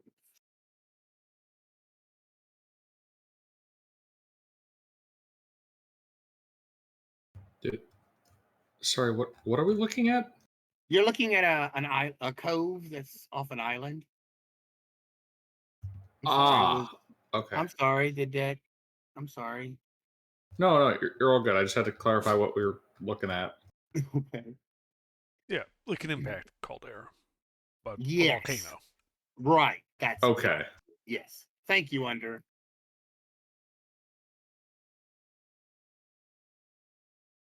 You came through the storm, and that's what you saw. When you, Right, and then I'll turn to the navigator, and the treasure I'm guessing is in the caldera. It usually is. Yeah, he looks at you with those eyes and just nods. He doesn't say a word. He just nods. All right, well, I guess bring the ship in as close as we can, and then we can send an away party. Okay. Captain looks at you and he says, "All right, who do you want on the party? You gonna take just y'all? You want any of us to go with you?" Well, No. we don't know how friendly or hostile the island is, so I think it would be best if we keep the team small and just stick to, Sean, myself, Balric, Rendella, Zildon. And you keep all the fighters on deck and ready just in case, there's natives and they're restless. Roger that. He turns back to the crew. 2 arms. You notice that the ones that are sharp, they all grab rifles. The pirate looking ones all grab pistols, and the singers they just kind of make sure everything's tied down. They don't.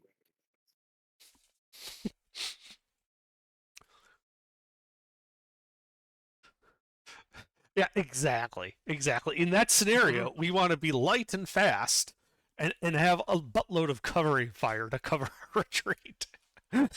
All right. So I'm guessing the ship has a couple of small boats that it can launch. Yes, it does. Yes. Okay. Is that what you want to do? You want to launch a little boat, little dinghy? Yeah. We'll take a dinghy, to dry land. Because the captain is a gnome, he has even had some of the dinghies modified so that gnomes can pilot them.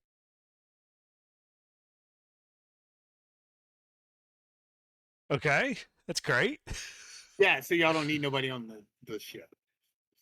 Nobody to take you over there, so it's just y'all on the ship, the little boat. Perfect.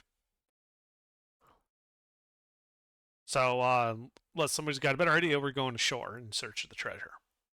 Nope, sounds like a good plan to me.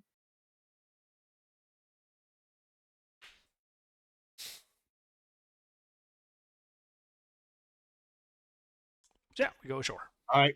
As you get to shore, the beach glitters with wet gold and shards of glass from shattered bottles. Half sunken hulls creak softly as the tides pull and release them like sighs. Crows circle above, cawing over the scent of salt and vodka. As the party steps out,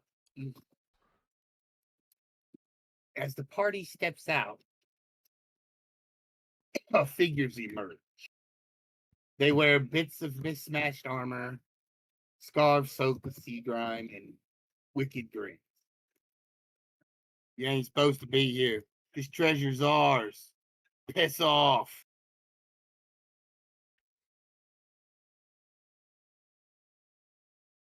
Who are you?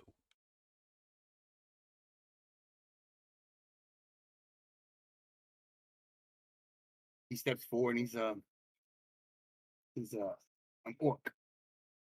And he says, Garrett, I'm Reef Jaw, Pirate Reef Jaw. This is my treasure. You piss off. Pirate. I look up and down. Yeah, he's got 3 pirates, 3 other guys with him. Right. I look like to my left and right, like I'm looking up and down the shore. So, where's your ship? Never you worry about that. We may be taking yours. How about that? How many of them are there? I look There at it and I like are- very conspicuously there count all are- 4 of them. There's 4 of them. Yes, there are 4 of them. Yes. And I say, friend, you're not even going to take the dinghy with 4 people. You won't even scuff the paint. Look, this is my find. Sure. But how do you plan to get out of here?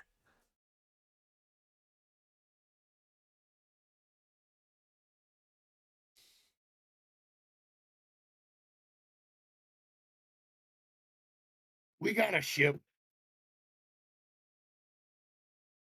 Oh, do you now? What's it called? You ask too many questions. Are you Because gonna I think- leave or not? Do you really want us to leave? Roll me an 'Cause- intimidation check.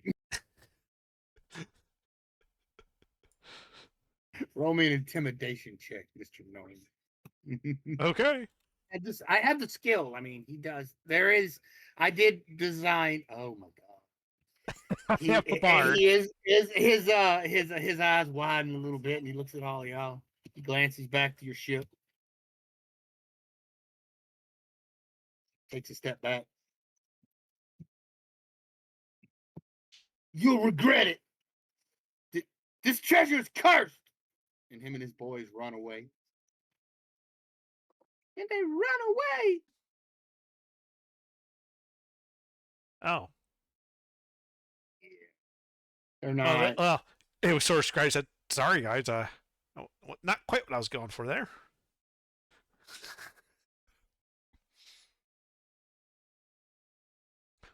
I figured we could just charge them an exorbitant rate to get them back to Cerberus. Like 90% of the treasure rate. Yeah, mean- that's oh well. We got 100. Well, because if it's 100, then there's no reason for them not to try to take the ship. They still get 10% of the treasure, so there's a reason for them to be peaceful about it. Oh yeah. But apparently, a bit of a miscommunication there. I guess they figured I was just going to order a bombardment or something until they all died, and we just take all the treasure. Ah, well, I guess we should go after them. They're probably leading us to the treasure. Well, away we go. And we pursue them.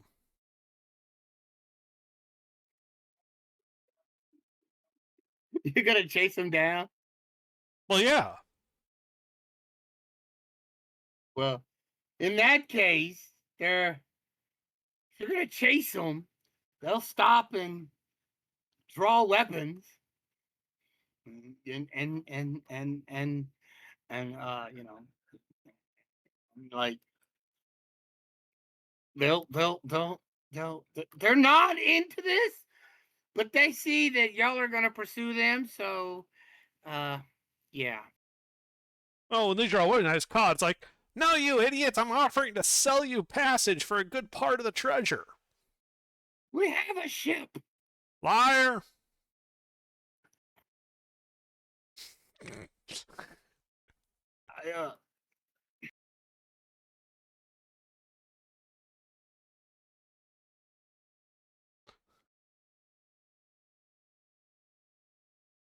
I, Mister? He says, well,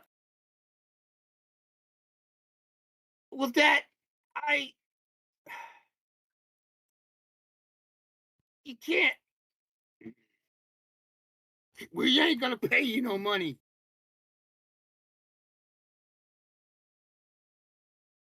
Look, you found the treasure of the island, right? his ass kind of shifts sideways. Well, no. Oh, well, then Yeah, you're just yes, kind of screwed, yes, aren't you? Yes, yes, we have. It's our treasure. He's terrified of you, man. He's coming I up know with he was shit. terrified of you, and it was just a sigh like, God damn it, that didn't go right. I mean, his DC was 16. Right. And I'm the fearsome gnome Awix. Webbed hands and feet, Yep, and conical head of doom. and your neck itches. It's been doing that for a few days. I'm sure it'll be fine. Yeah, it'll definitely be fine.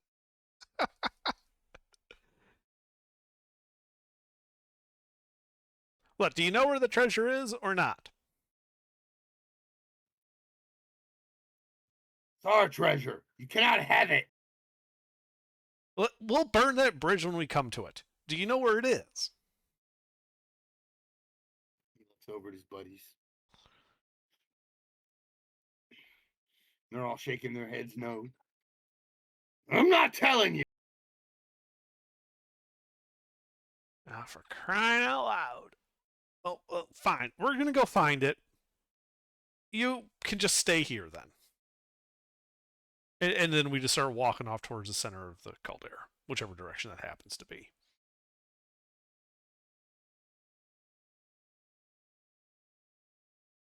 All right. I'd like to send an owl up, just keep an eye on them from the sky. You know, in case they do head to the treasure.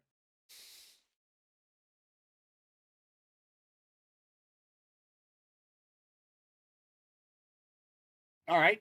All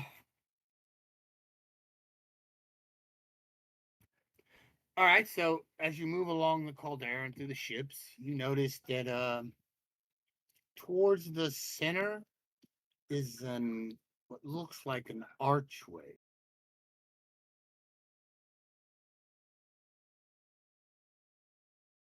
Off in the distance I'll be back in a moment. between tide pools and is what looks like a coral archway. Is it similar to that one that we found when we were looking for those missing ships early on? Negative. This Okay. one seems to be it,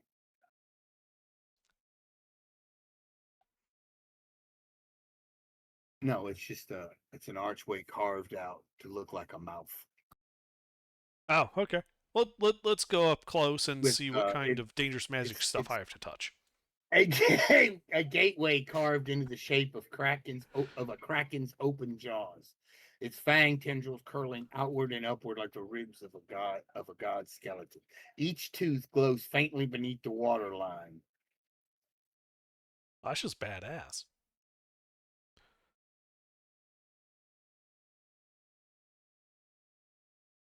So it looks like that. It's like an entrance to something that's below the waterline. Yes. Well, it looks like it goes down into the water. Yes.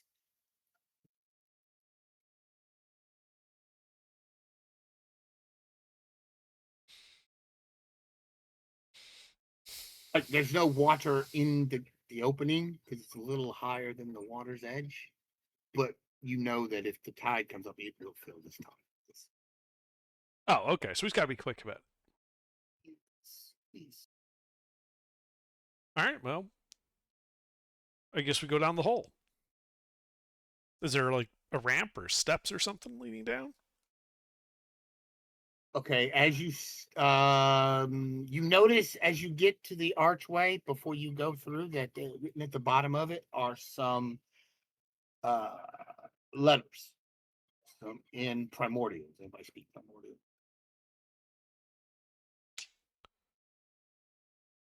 I don't know. Okay. I think I'm the only one with a second language, and it's Goblin. Oh, I'm Okay, and undercommon. Oh, that's right. It seems to have a faint glow on it.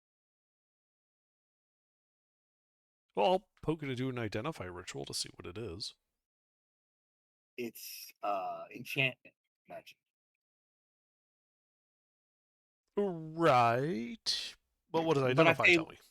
oh, it's an ancient magic seal that keeps things either in or out. You can't tell which. Ah, okay. And the yeah.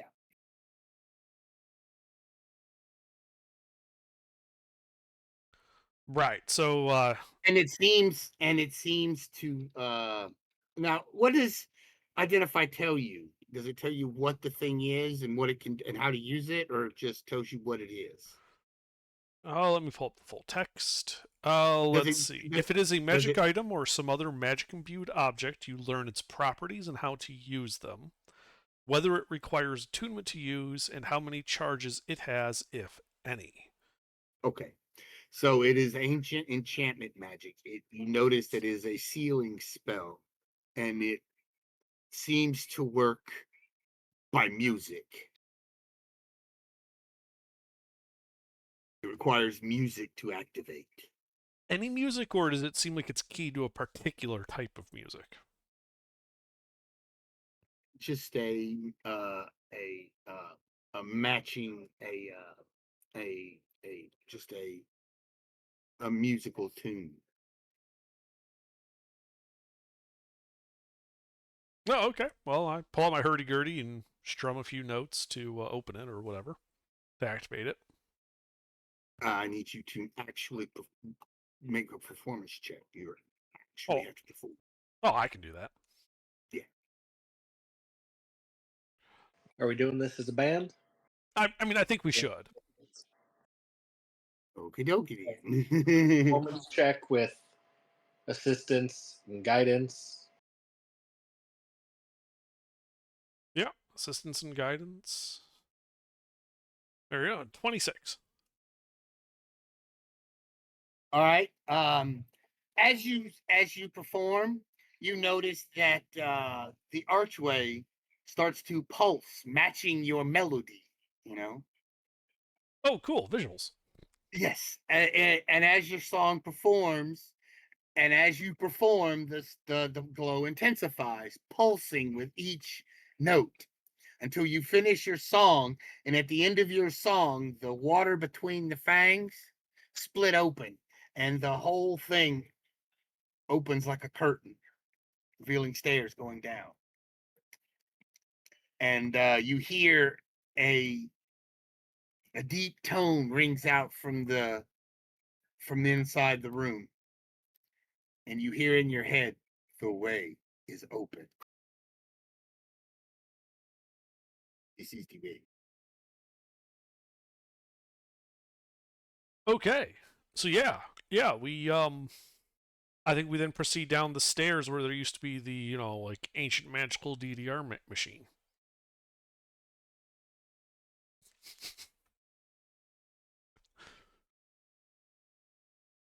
The what? Yeah. You never saw one of these things before? Oh, a Dance Dance Revolution pad. Yeah. Yeah. That's what he played, Dance Dance Revolution. Yeah, DDR. On DDR. Yeah, DDR. Duh. Yeah, I'm so stupid.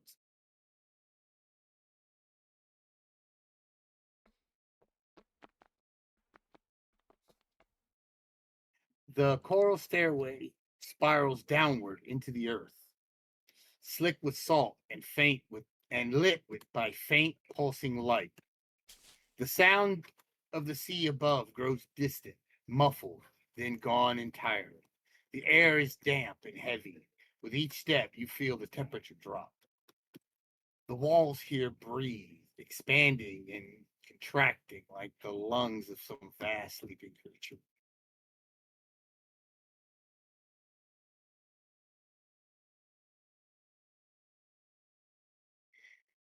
Continue? Sure. Why not? Well, someone's got a better idea. Do we have the treasure yet? No. No, you haven't Keep found going. the treasure yet. Okay. And we keep going. All right. Did the owl see anything in regards to the pirates? Yeah, they ran off up into the mountains. They seem to have a makeshift camp up there. Okay. When y'all stopped following them, they had a little like a rope ladders built going up into a little recess that they have like a little cave set up, little structure set up there for them. All right. Okay. And you want to do anything with your owl with that, or no? Keeping a distant eye on them. So just for now, prioritizing stealth.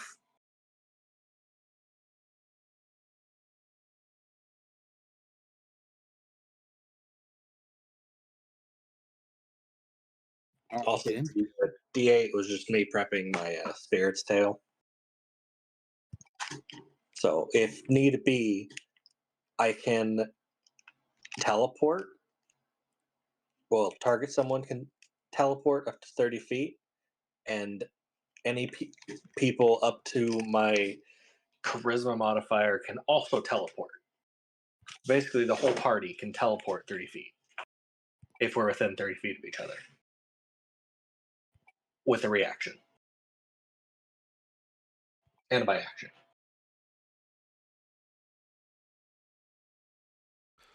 Just something to keep in mind for later. Is Okay. Balric in so one thing, is Balric in combat like a melee fighter?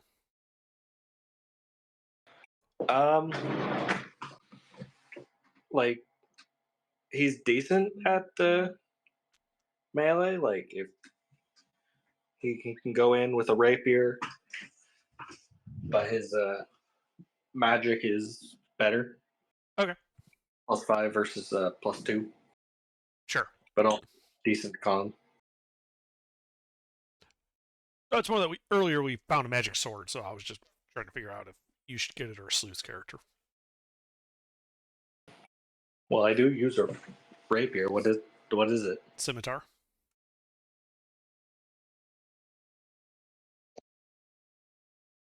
I think you go down a dice, but it does have It is magical and +1. there's a +1, so you'd have a consistent. And you can cast Create Destroy Water once a day. I don't know if that matters. And Yeah, it's it's and another the aesthetic is really spell. cool. And the aesthetic is really cool. It Yeah. drips water when you have it out.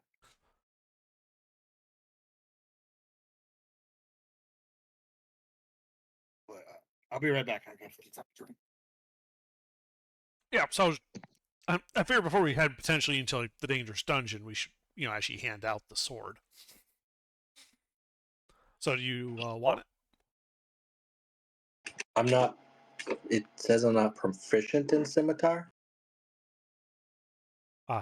Yeah, bards aren't proficient in scimitars by default unless you took something that lets you do it.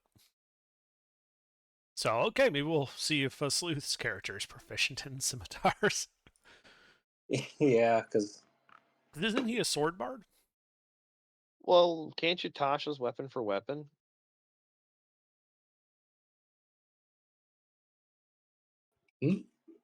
Technically, As I 'cause they're recall, yeah. equals. You can As long as you get rid of one of your proficiencies for like longsword something or something. else. Yeah, like simple. I forget exactly what all. Yeah, like you So- could probably trade like longsword for scimitar proficiency.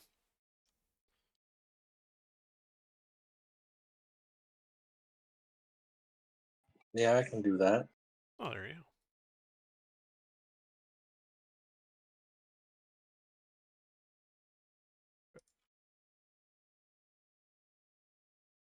I mean, scimitar is more phlegmatically correct for bard just anyway over a scallywags. longsword. Yeah.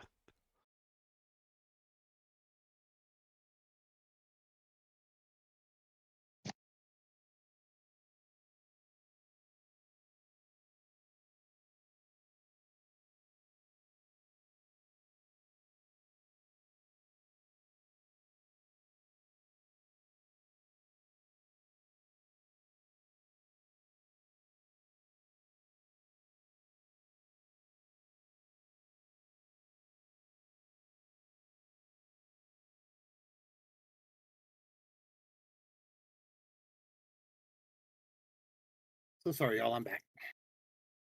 No worries. So yeah, it looks like Balric is taking the scimitar. Then.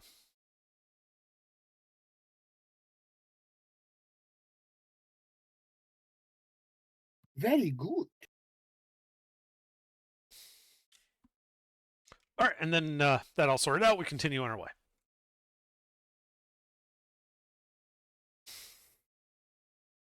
Okay. Down the stairs.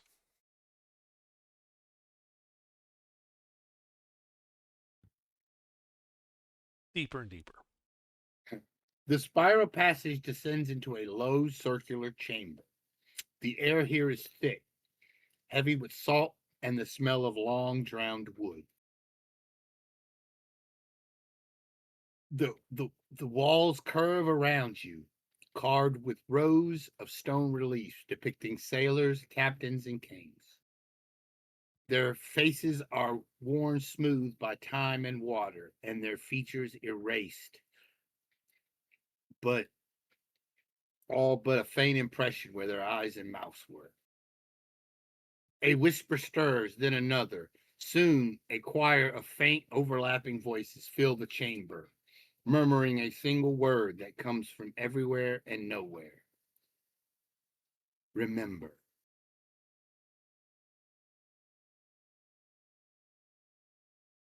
The 5th of November. Yeah. But it's only the 27th. Of October. Are you sure about that? Yeah, I'm pretty sure. I'm looking at the calendar right now. Unless there's some time travel shenanigans. Yep. Well, let's assume that there are time travel shenanigans, and we got to remember something. Is there like a door or anything? No. Okay, so they're just saying remember. Yes. How Let me see if many? it's- How many images of people are there?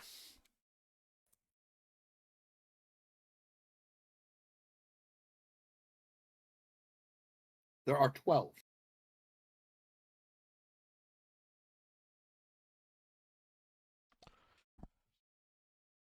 Huh. Okay.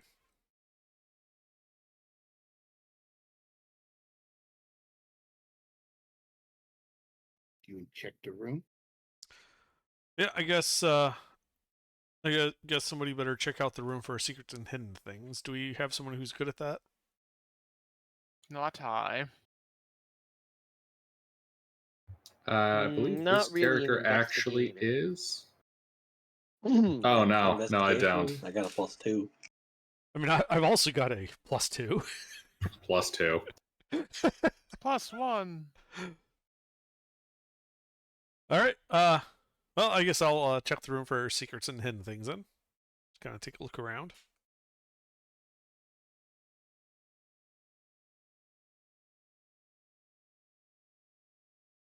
All right, give me an investigation check. You find nothing. Yep. The room, these things are real creepy and you don't like to go near 'em. Oh. Yeah, the carvings, guys, kind of creepy. Someone else want to take a look?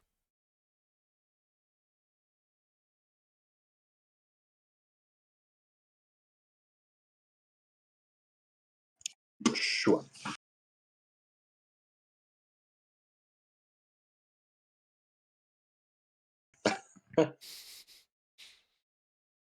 All right.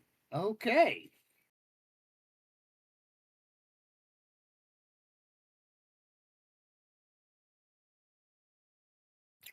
You search about the room. You find 4 stone tablets set into pedestals around the room. Each bear a particularly eroded inscription. Hey, look, stone tablets. Okay.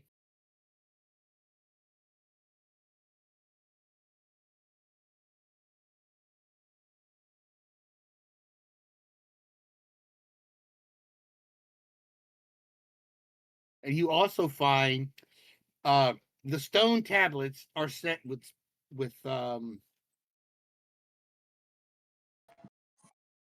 Sorry, what were you saying? I heard stone tablets.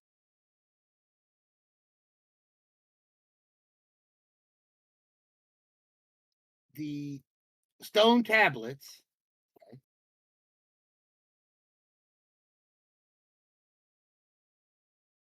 The stone tablets each bear a symbol.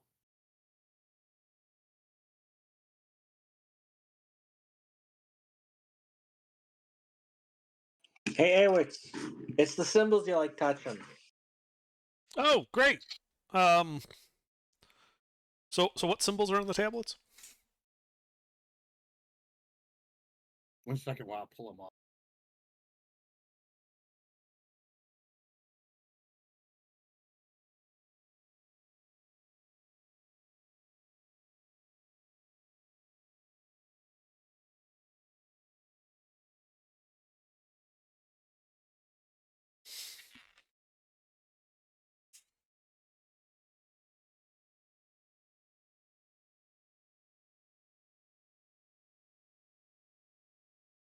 All right, there are 4 symbols.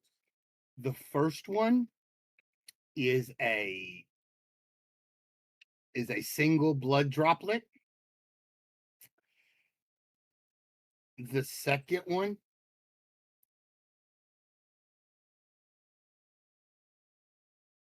is a stylized open mouth.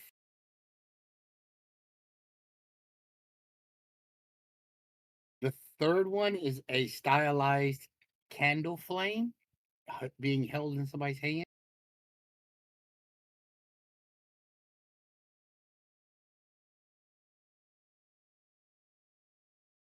And the fourth one is a 6-pointed star with a vertical slit inside.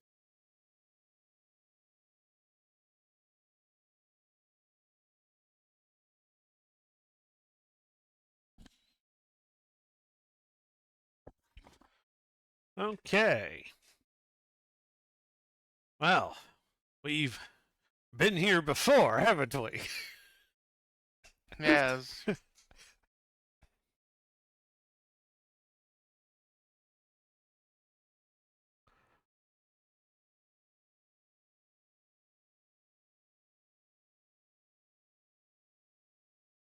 Okay, now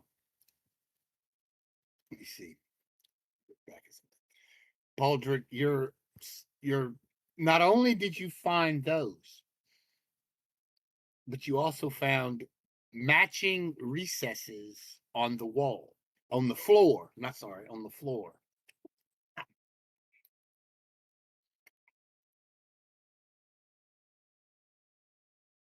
Oh, hey, I think these go over here. And I'll place the candle flame on its matching thing. It glows faintly and nothing happens.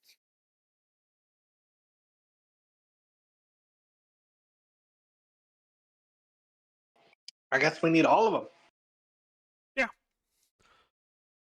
So let's just put them in their slots. Yep. Okay, which one do you do next? Which one did you start with?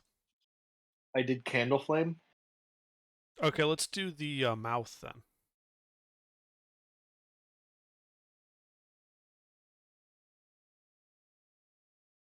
As you put the mouth in, a door opens to your left. Oh. Do we want to check that out before we do any more fuddling with the tablets?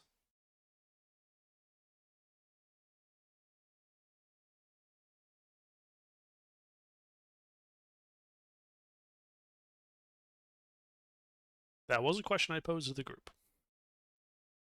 You forgot to say jib jib jab. Chip chip chap chip chip chip chip chip chip. Yeah. All right, let's go check out that door. Yeah. All right. You move to the door and you notice there is another spiral staircase going downward. Well, this is good. Let's follow this.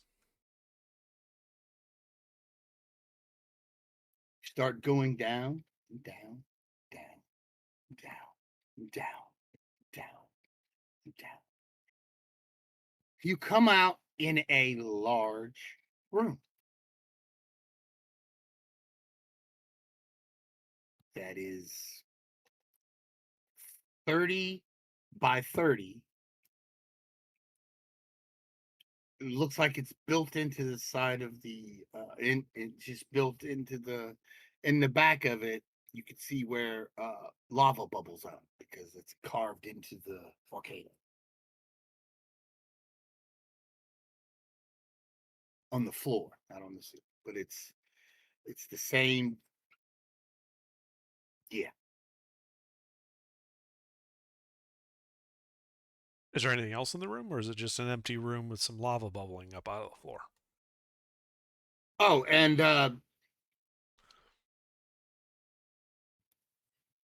there's as y'all come into the room, there's something comes up out of the lava. Oh, hello.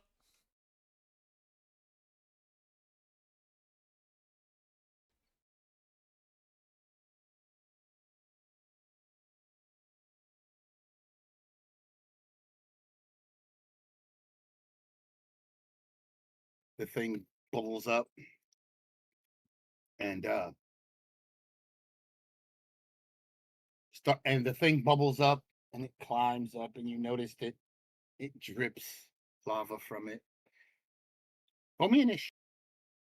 Ah.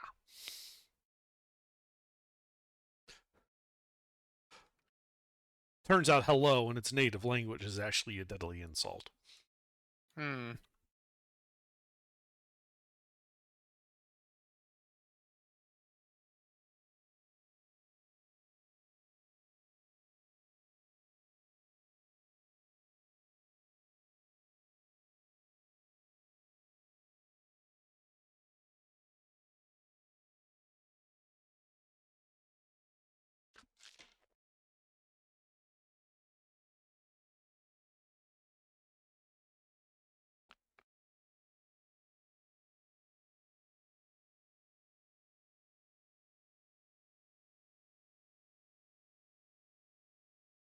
Ruffles?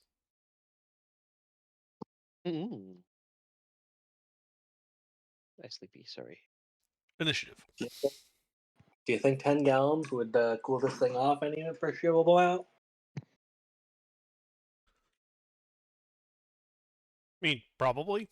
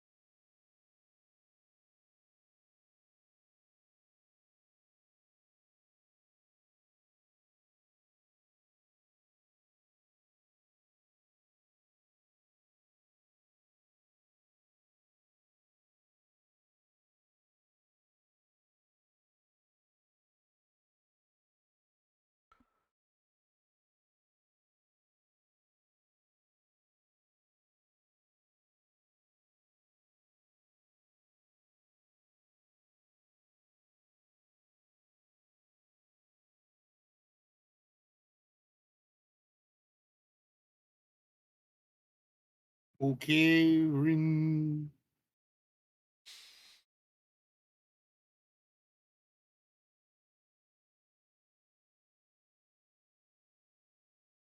All right. What is nearest me besides Party? There's not much in this room. You notice that the floors are really, really clean. Okay.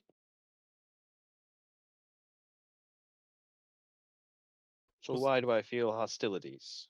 Well, because there's a lava golem Okay, what is nearest Yeah. me that is not the party?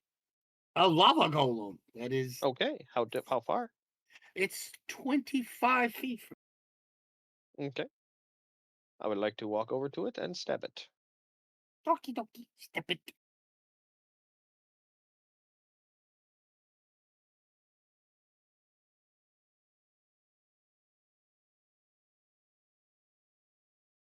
That. Ow. Go ahead.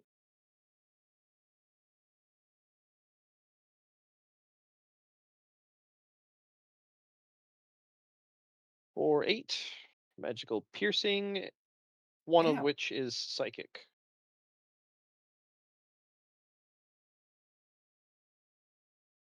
All right. 8, That's you it. said? Yeah, and then Bardic to Awix next in Anish. Um.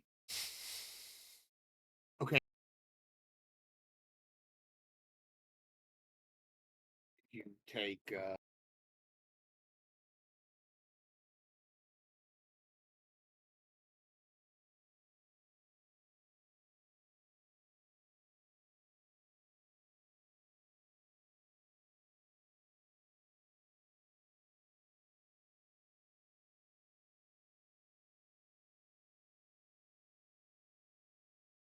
You take 8 points of fire damage.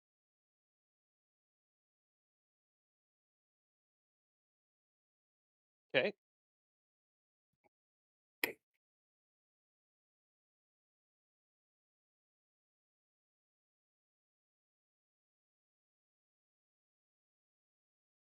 Uh.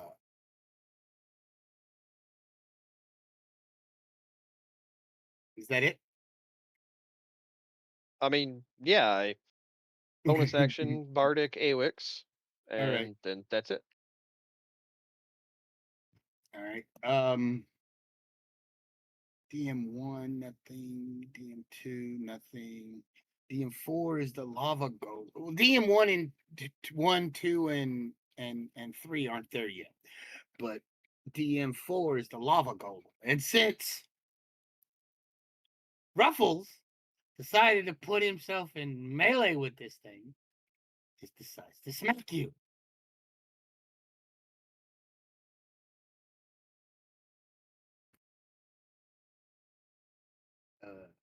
Oh, he has 2 attacks. Ooh.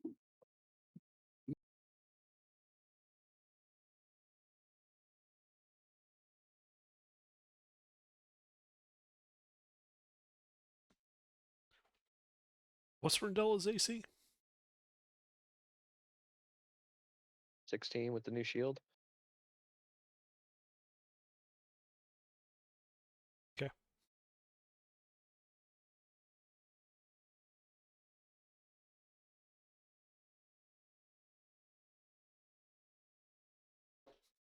That's I forgot to add the plus. Should be a +6. I'm sorry. Well, it's more than 2. They both hit. Okay.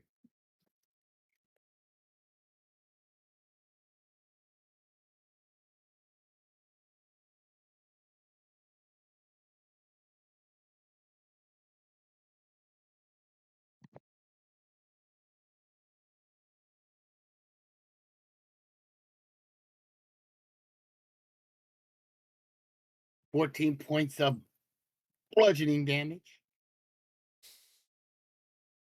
Okay. As it smacks you. Oh, you should take more damage. You should take fire damage.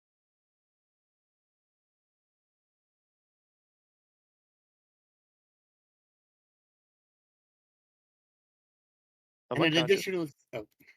an additional 6 in fire damage.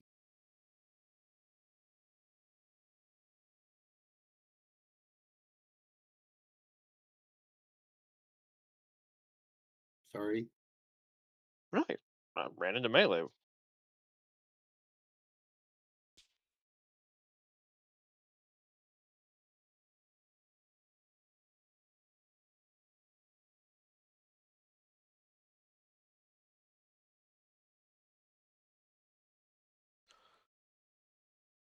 Okay, so that's his turn. Who's next? I believe it's me. Awix, you're up. Alrighty. So I can see this lava golem, and it's sorry, how far? 25 feet. 25 or 45? Sorry. 25. Okay. Well.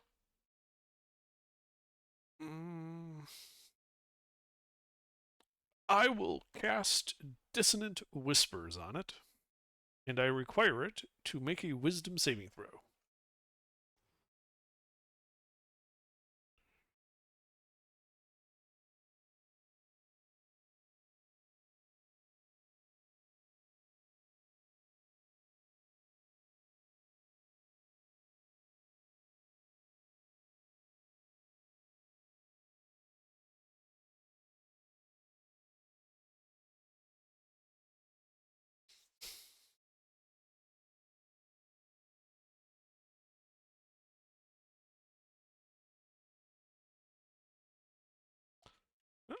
That fails.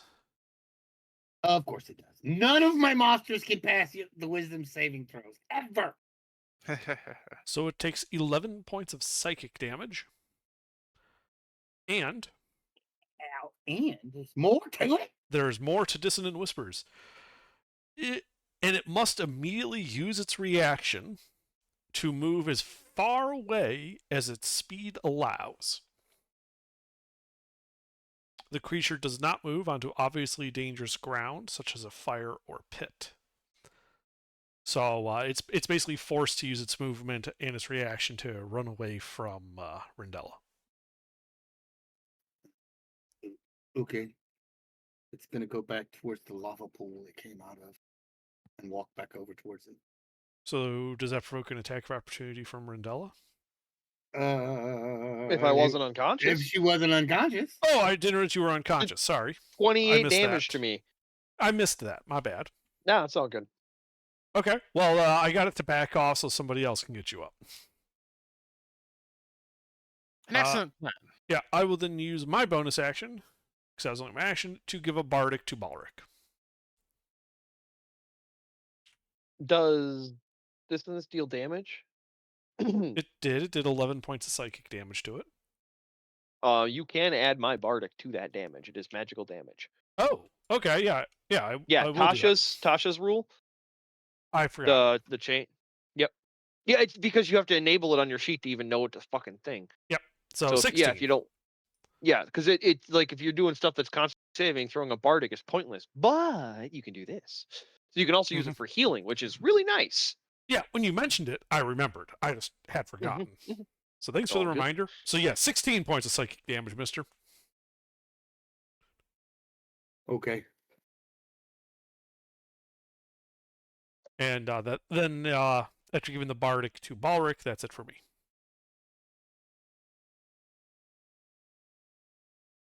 Okie dokie.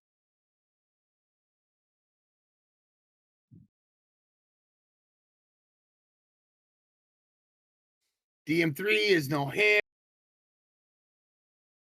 Baldric. So this thing went back into the lava pool? It backed up a little bit, yes. Towards the lava pool, yes. But it didn't reach it? Well, yeah, I mean, it backed the 5 feet up to the lava pool, and that was it. Movement Well, speed, yeah, huh? What? movement speed is 5? There's nowhere else for it to go. It just moved back into the lava pit it climbed out of. That's against the back wall. It's But not it a is lava made by- tunnel. It was a lava pit. He's Yeah, sitting it was a in there. lava. Yeah, he was sitting in the lava pit when y'all came into the room, and he just stood up and walked out of it. All right. I dumped 10 gallons of seawater on his head. Just pull out my scimitar that's dripping seawater and just, and create a bunch Okay. of water. Okay. Okay. Under, help me. How?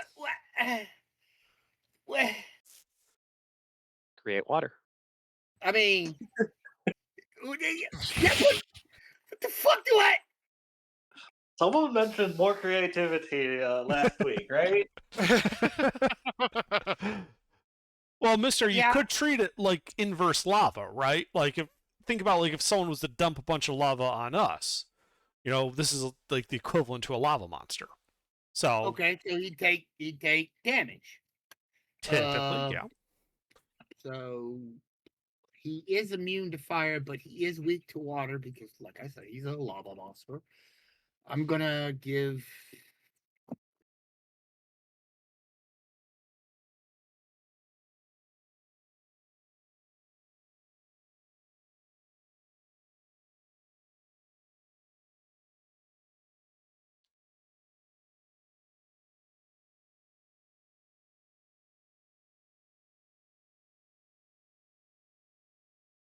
So he's gonna take 15 points of damage because his molten body that's burning is burned itself because of the water. He takes 15 points of damage. It solidified a little bit. Yeah, I didn't like that at all. It didn't like that at all. Did the surrounding lava pit cool down any at all? No, it's steamed up before it could do anything. Steamed up. All right. Oh, great. Now it's all humid in here. Yeah, it's steam in here.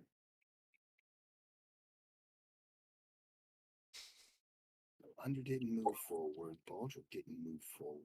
All right, who's Could I have? I I don't know if it's because if this because it's special, but could I have added my bardic to that? To the damage? No, you didn't do anything. You just summoned water. You didn't. It's still a magic. Yes, but the water that you summoned isn't magic. It's a magical effect, but he's not doing damage. He's just Yeah. summoning Yeah, regular Word water. is written, Is the cast a water damaging magical? spell. Yeah, he's not casting a Right. damaging spell. Create- He's just summoning Create water. water is not a damaging spell. It just made 30 gallons of water. Right, that dumped on a lava monster that deals damage to a lava monster. Well, bardic inspiration to Ashan. Alrighty, Ashad, it is your turn. Against a lava monster.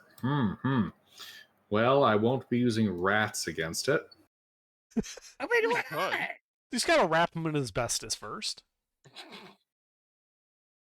And you can have rat burgers. I mean, haven't you seen Demolition Man? I cast Vicious Mockery. Wisdom save. Oh, wait, okay, he didn't have to have an intelligence to Vicious Mockery. Wisdom, you say? Wisdom.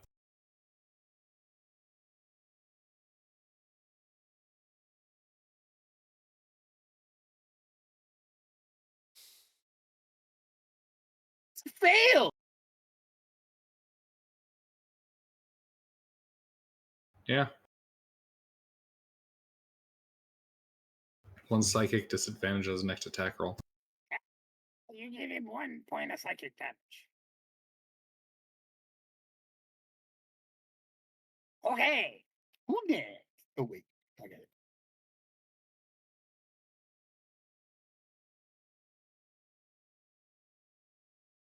Zeldin, you are up. Did somebody get Rendella up? Nope. No, we all forgot about her. All right. Rat and asbestos. Yep. That's gotta be AI.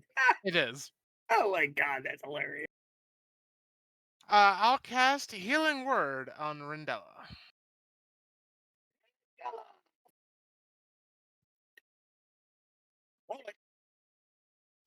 Oh, that beautiful bean footage. Beans. Oh, 8. Rendella, you wake up with 8 hit points and a level of exhaustion. Hmm? But good news, the lava golem isn't standing right beside you anymore.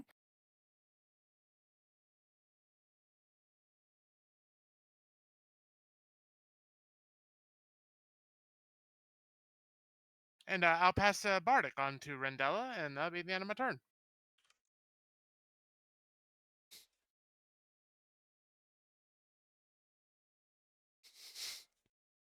Ah, he beat me to it. All right. Roll. Damn. I have. Yeah. Okay. I screwed up, but it's okay. I can catch up.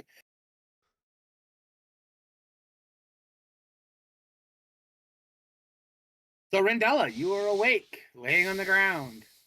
Just got punched by a flaming monster. I stand Your up. clothes are singed. They no Mhm. longer have that sparkle. Only prestidigitation was the bonus action. All right, I stand up. And you Where's the singed lava your monster? hat.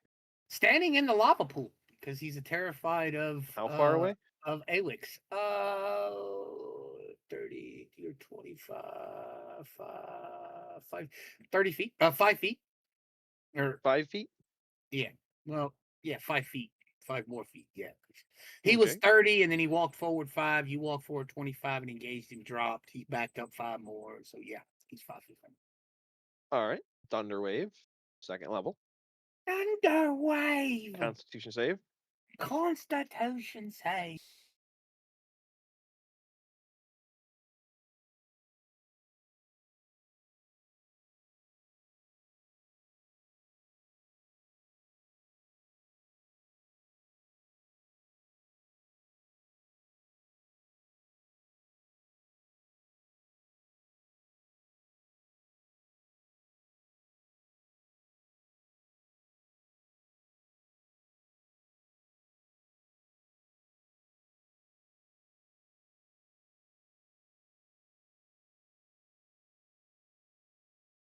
All right. That passes for half.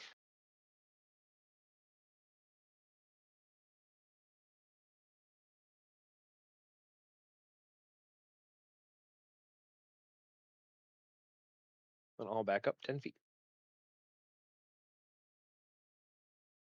All right.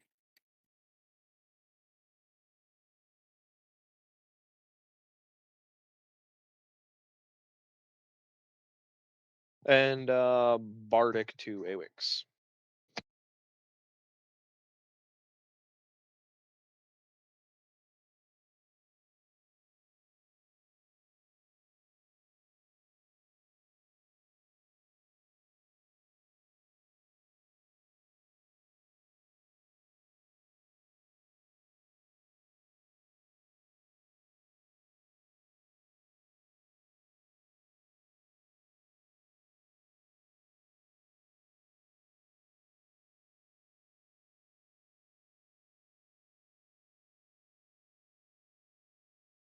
Okay, it's the monster's turn. Everybody backed up. So you backed up how much, Rendella? 10 feet. 10 feet. That puts you 15.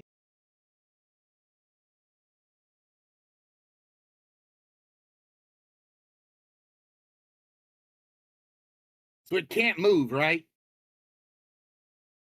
Well, It can't moves towards you, no, right? no. The spell was just a one and done. Like it forces it to move, and then Oh. it's done. Oh. Well, then Yeah, it's not coming fear. forward. Oh, okay. Then it's coming forward.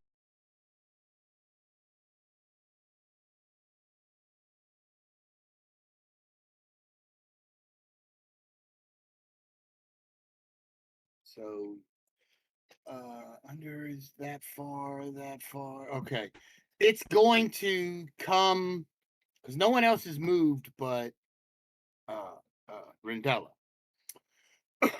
So everybody's still at the entrance to the cave, correct? Or am I wrong? No, you're correct. I haven't moved. None of you have moved, right? You've all been casting spells at range except for Except for Rendella? Rendella. Yeah. We saw what happened to Rendella when Rendella hit it. Right. Okay, good. So it's going to move forward. It's going to go past Rendella. It's going to go 20 feet because you're at 15. It's going to go 20 feet, 5 foot past you. You can take an opportunity if you want. fuck no. Okay, It it's deals gonna fucking get. 2d6 when you fucking hit it. I'm not doing melee damage to the thing. It's going to, and then when it gets there, it's going to stomp the ground, so that so that it puts everybody in the range of it.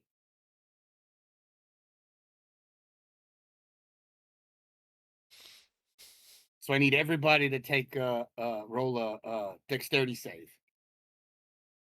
Oh, goody! I'm great at those.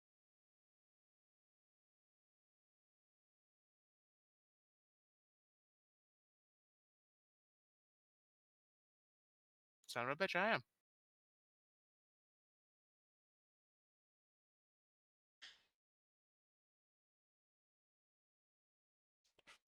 The only one that failed was Rendella. Everybody else passed. Poor Rendella was too burned to move.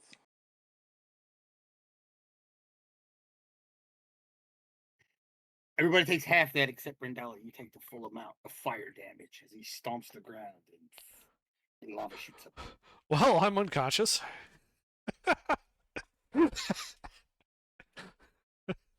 But he can only do that once. So maybe Well, that's good, because if I had failed that, I would have died.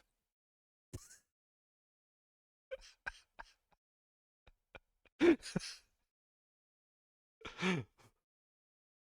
I'm only unconscious. Okay. But that's all it can do.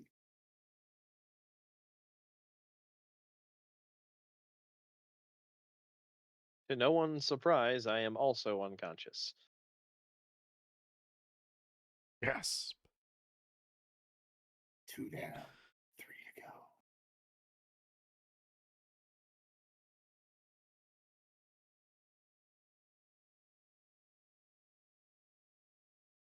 I didn't off this wasn't supposed to be a TPK. If that's what happens, I'm not planning that. Yeah, should shit have been able to happens. You should have been able to handle a level a CR6 lava golem. Sure. I mean, it's designed for a party of between level 4 and 7. Right. 6 of y'all. It's just, we're a bunch of gnomish bards. And I licked every magical item I could find. that is true. That is true. And touched the magic lady. Awix is like one of those band members. It's like, some guy comes. It's like, dude, I found some new synthetic drugs at the local gas station, and I'm like, yeah, I'm totally down to snort some of that.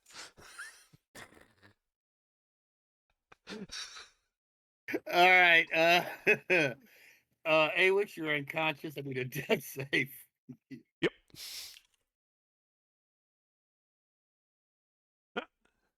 All right. Baldric, you are up.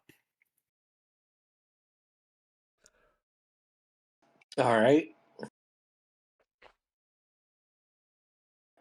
So Rendella's 15 feet away from me? Or 20? 15. She moved forward 20. She moved forward 25, went down, got up, back up 10. She's 15. And how's this lava golem looking? It looks injured, but not. But not.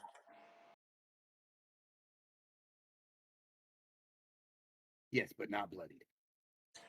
I will cast Cure Wounds. Worry about the lava golem. I haven't rolled a hit saving throw yet, so I can't die. Okay. Then Yeah. Focus on the lava golem. He ain't even. He just went down. Dissonant Whispers. Okay. He's not going to pass that. I mean, he might.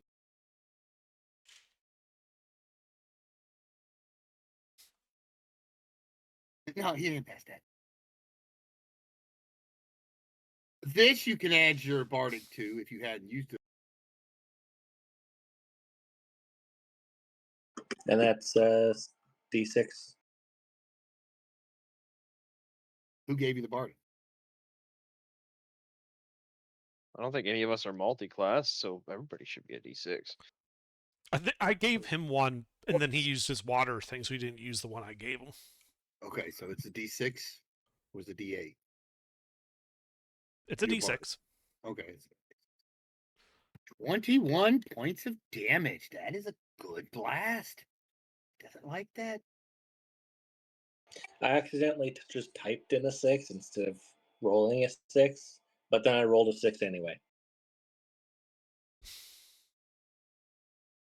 You notice that the thing starts to crack a little bit.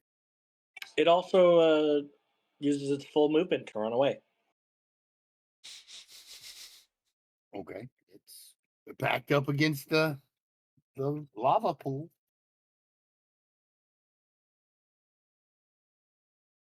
Oh, it will back up on its turn. Yeah. Okay. Because it can't move right this second. It uses its reaction to move. Oh, okay. Then if it uses its reaction, it will move away. How far? Far as it can? Yes, it's full Yeah, movement. up to its full movement speed. Okay, then it runs back to the lava pool. It's really not liking y'all keep chasing it back to the pool. And then I back up like 10 feet. I mean, it's not like home base and it recharges. That would be cool. Yes, the glowing, lava golem is also part Roomba. Yeah. Oh, and I should point out that when it does retreat back, you notice that its body is leaking lava. It's dripping down on the ground. It's losing cohesion. It's bloody.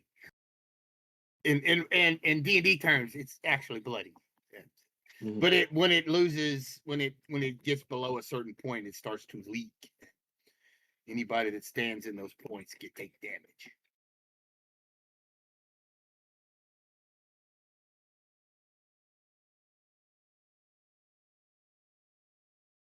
Or is that it? Does Ashan need a bardic?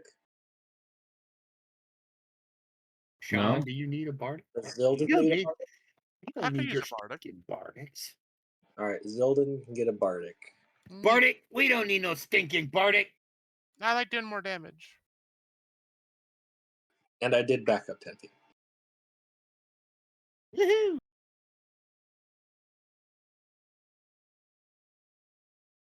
Damn, I keep forgetting that. All right. Sean, you're up.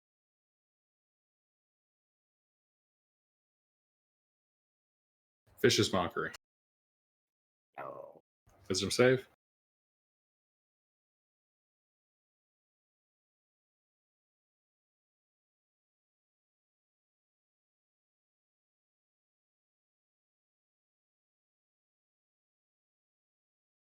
One psychic damage, disadvantage on its next attack roll.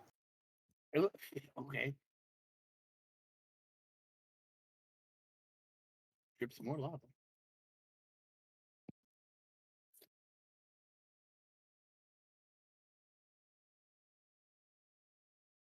Are you done? Anyway, Ashan. Yeah. Zeldin, you are up. How far away is it from me? 25 feet. Oh, Oh, wait, no, 30 feet. still. Because it went all the way back to the beginning of those portal things. We all had moved. So yeah. Well, I'll move up 15 feet to use Okay. Thunder Wave. Uh It must make a Constitution save. it's good at Constitution.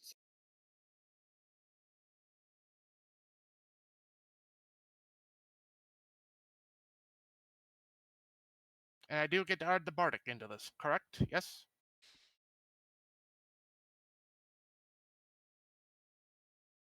To the damage, yeah? I'm a failure. Haha. Full damage, which is poopy. 7. And it gets pushed 10 feet away.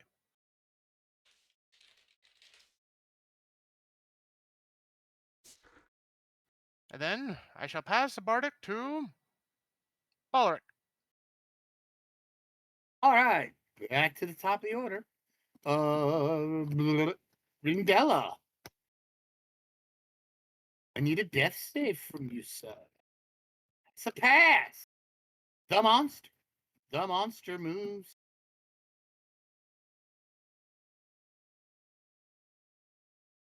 Can it reach the other part of ours? Yes. Which one was supposed to go after? Yes.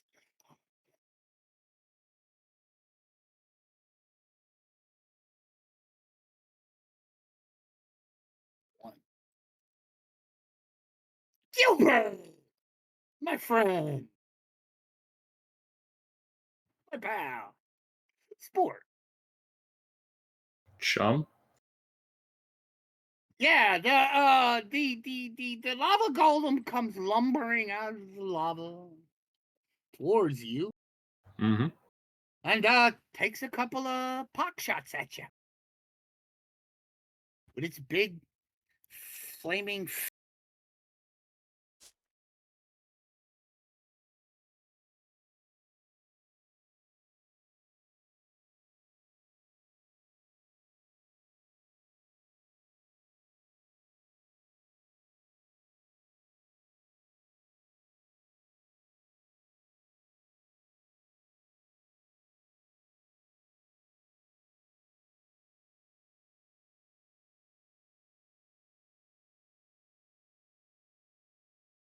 He's at disadvantage with his first attack. Because the vicious mockery.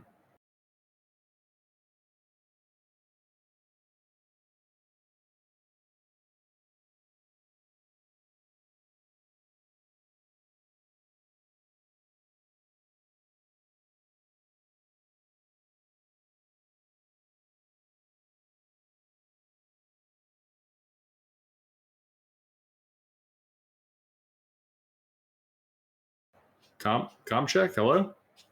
Yeah, I can hear you. I Yeah, hear yeah. The first one's a So- 19, Okay, yeah. Uh-huh. and the second one was a 19.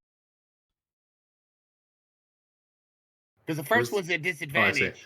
So yeah, I that's rolled it twice two the hits. first time. Okay.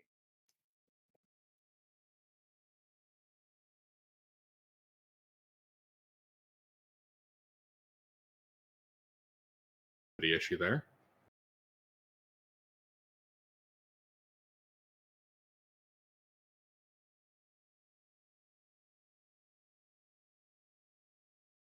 14 points of bludgeoning damage. Okay, I am nearly unconscious. 1 hit point left. Okay.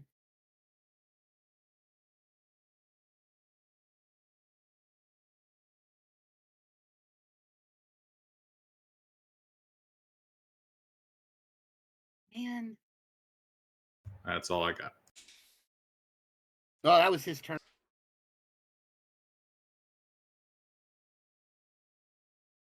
That was his turn, so he's done. Awix, death save. Got him. Fuck. It's another pass. My turn. Sorry, Balric's got this. It's on the case. All right. I cast Vicious Mockery. I need a wisdom save it though.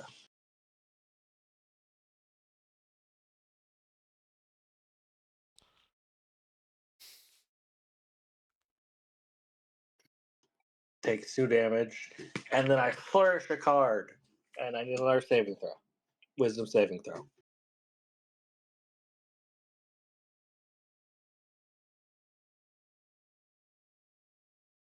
As I cast. Oh man, I passed that one. So it takes half that. It takes 2 plus 9 or 6. And it does not run away.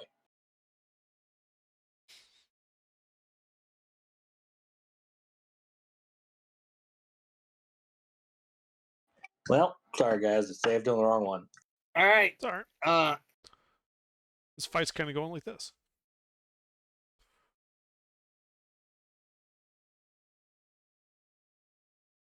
Huh.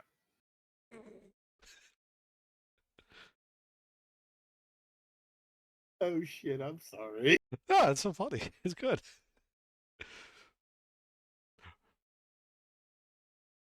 I mean, okay.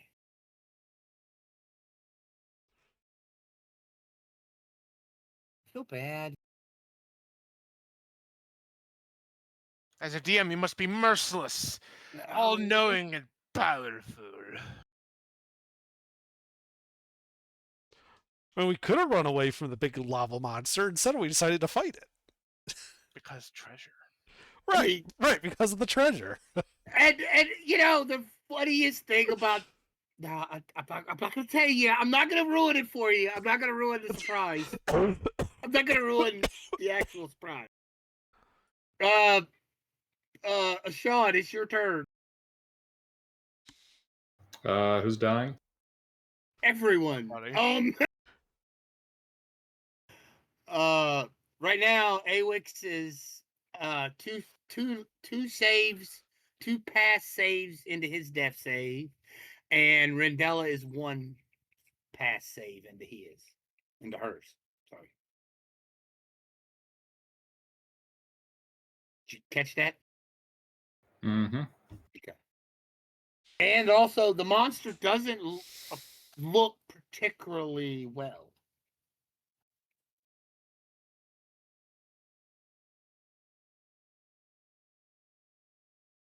It is leaking. Hmm.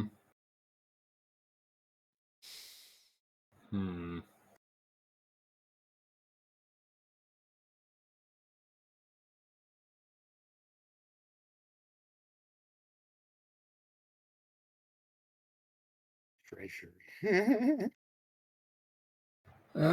Bear with me a second. I'm looking over to see what kind of bullshit I can pull out of my ass. No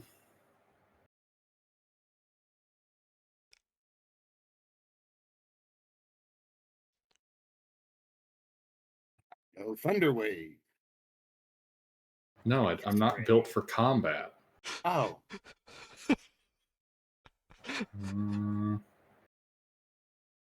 Heal Rendella, so they get their attack, maybe? I don't know.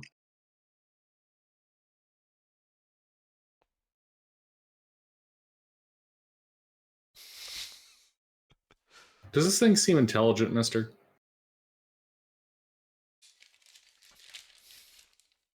No. It's I don't it's got a 5 intelligence, so it can speak a language that its creator can speak. So it does know how to speak. So if you knew anything about golems, lava golems, you would know.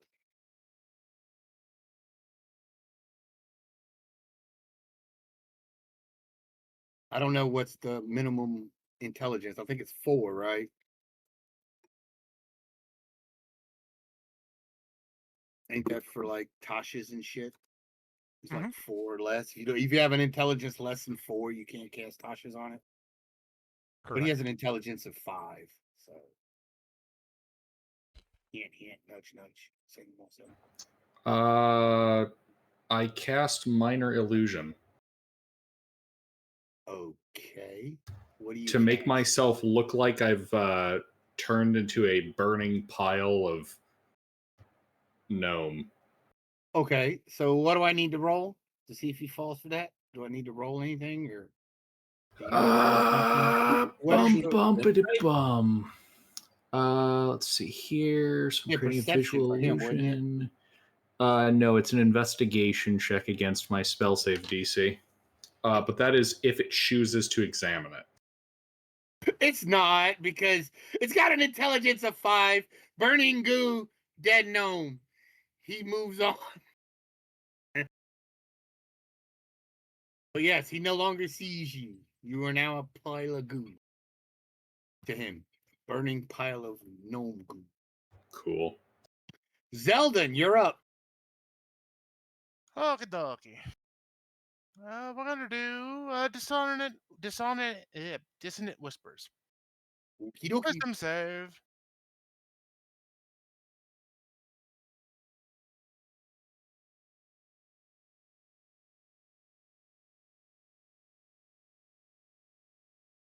Yeah.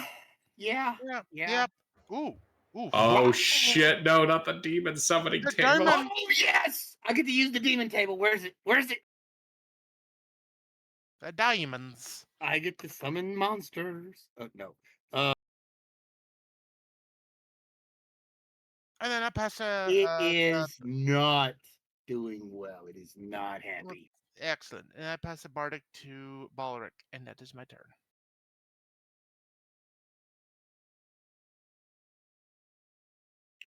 Rendella.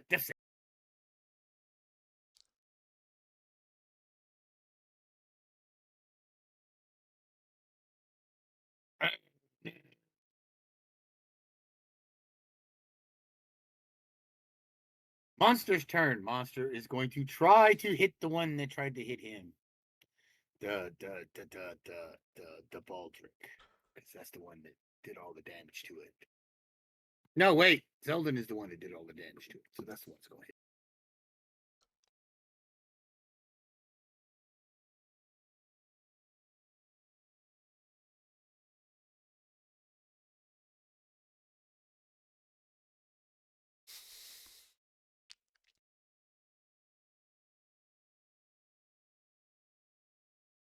Motherfucker, I can't pass a save, but I can knock fuck out of you. This thing is almost dead, man. Damn it.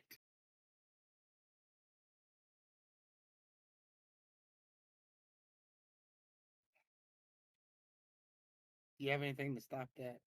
No. Okay. Here comes the pain.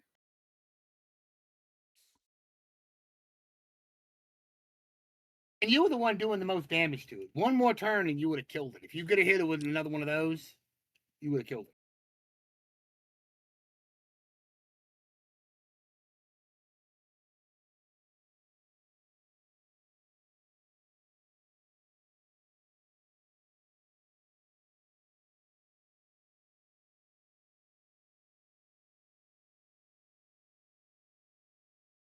Oof. And I'm down. You're not over your max, are you? Oh no. Just Okay, down. I'm the only Alright. one with the really fucked up max. Okay, good. Good.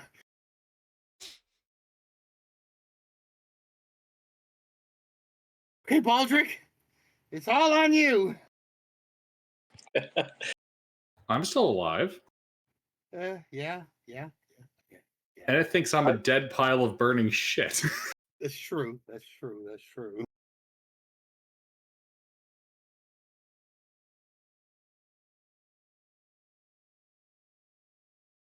Or what are you gonna do, Baldric?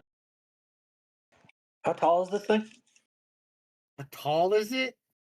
Actually, maybe it's not a good idea to use shatter in here.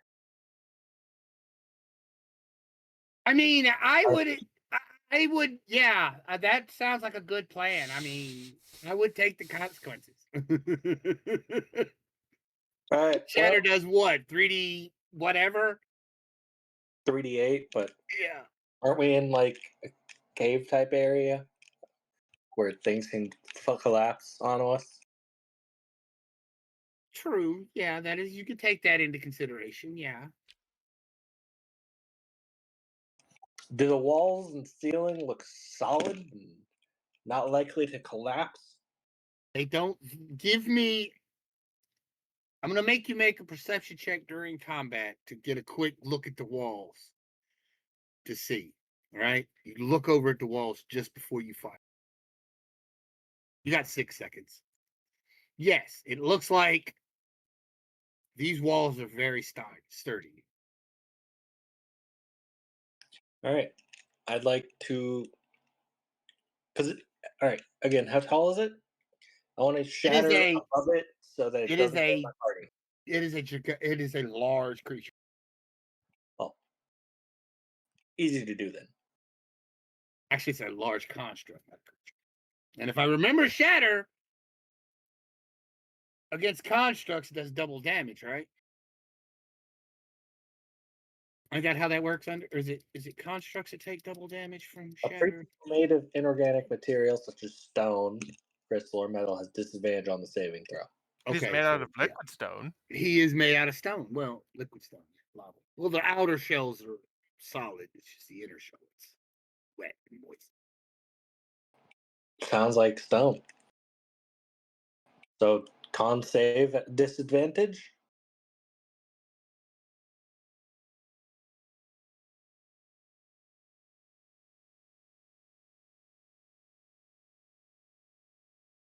Son of a bitch. That passes. You take half. But fortunately, that is enough to shatter the monster. It explodes into chunks of cooling rock that crumble to the ground. You are fully out of initiative. Don't we have people that are dying? Oh, well, yeah, that's right. You have 2 people that are still dying. Yes, there are 3. It's my turn next. Yes, it's your turn next. Yes. All right, who's dying? Yo, Everyone. Who's I think dying? Rendell is closest to death. All right, healing word on Zildon. yay. Only one person has failed a death save. That's Rendella. And then I'll do a healing word on Awick. Hold on, buddy. Blah, blah, blah.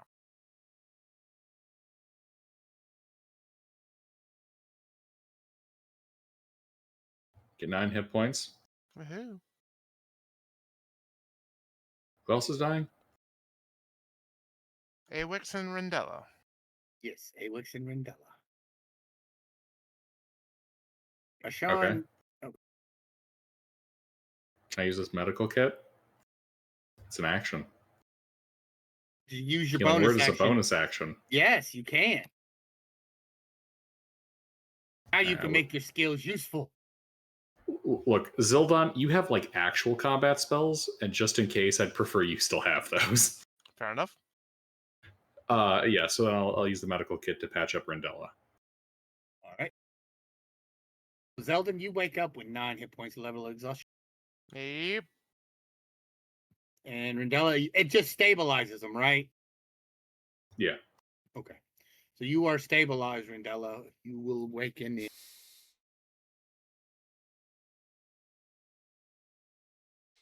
Oh, we do have those potions with us.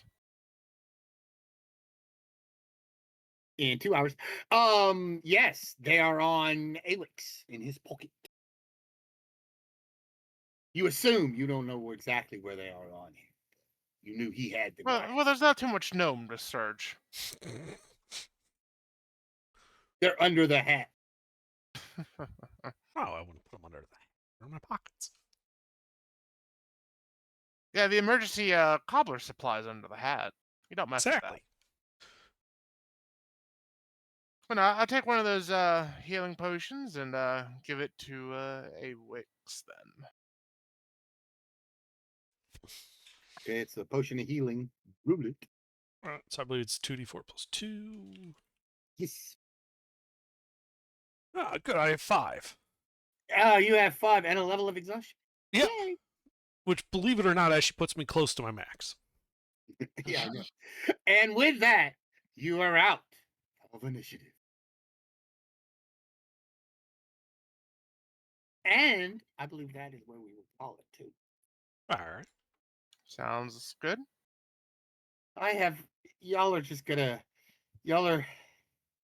hate this when you see There is no treasure. No, It there's was the treasure. friends we made along the way. No. That There's sounds treasure. nice. There's treasure. There's treasure. But this boss was entirely optional. No. He must Sure. die. I'm sorry, I'm afraid I don't understand the concept. Okay. Well, Because aren't me and Gilbert supposed to be murder hobo Okay. gnomes? There are no other entrances or exits in this room except the way you came down. You put 2 of the tablets in, and this door opened. You didn't wait. You didn't check. You didn't see what would happen if you put more in. You just took those and went down the stairs. Hence drawing the boss battle. Yeah. The optional boss. The optional boss fight. Right. Now, there's a reason why we came down now without checking with the other tablets, because it might be like one of those things where if you put in some tablets, some doors close, some doors open. So this way we cleared, and then if the store closes, we didn't lose anything. True.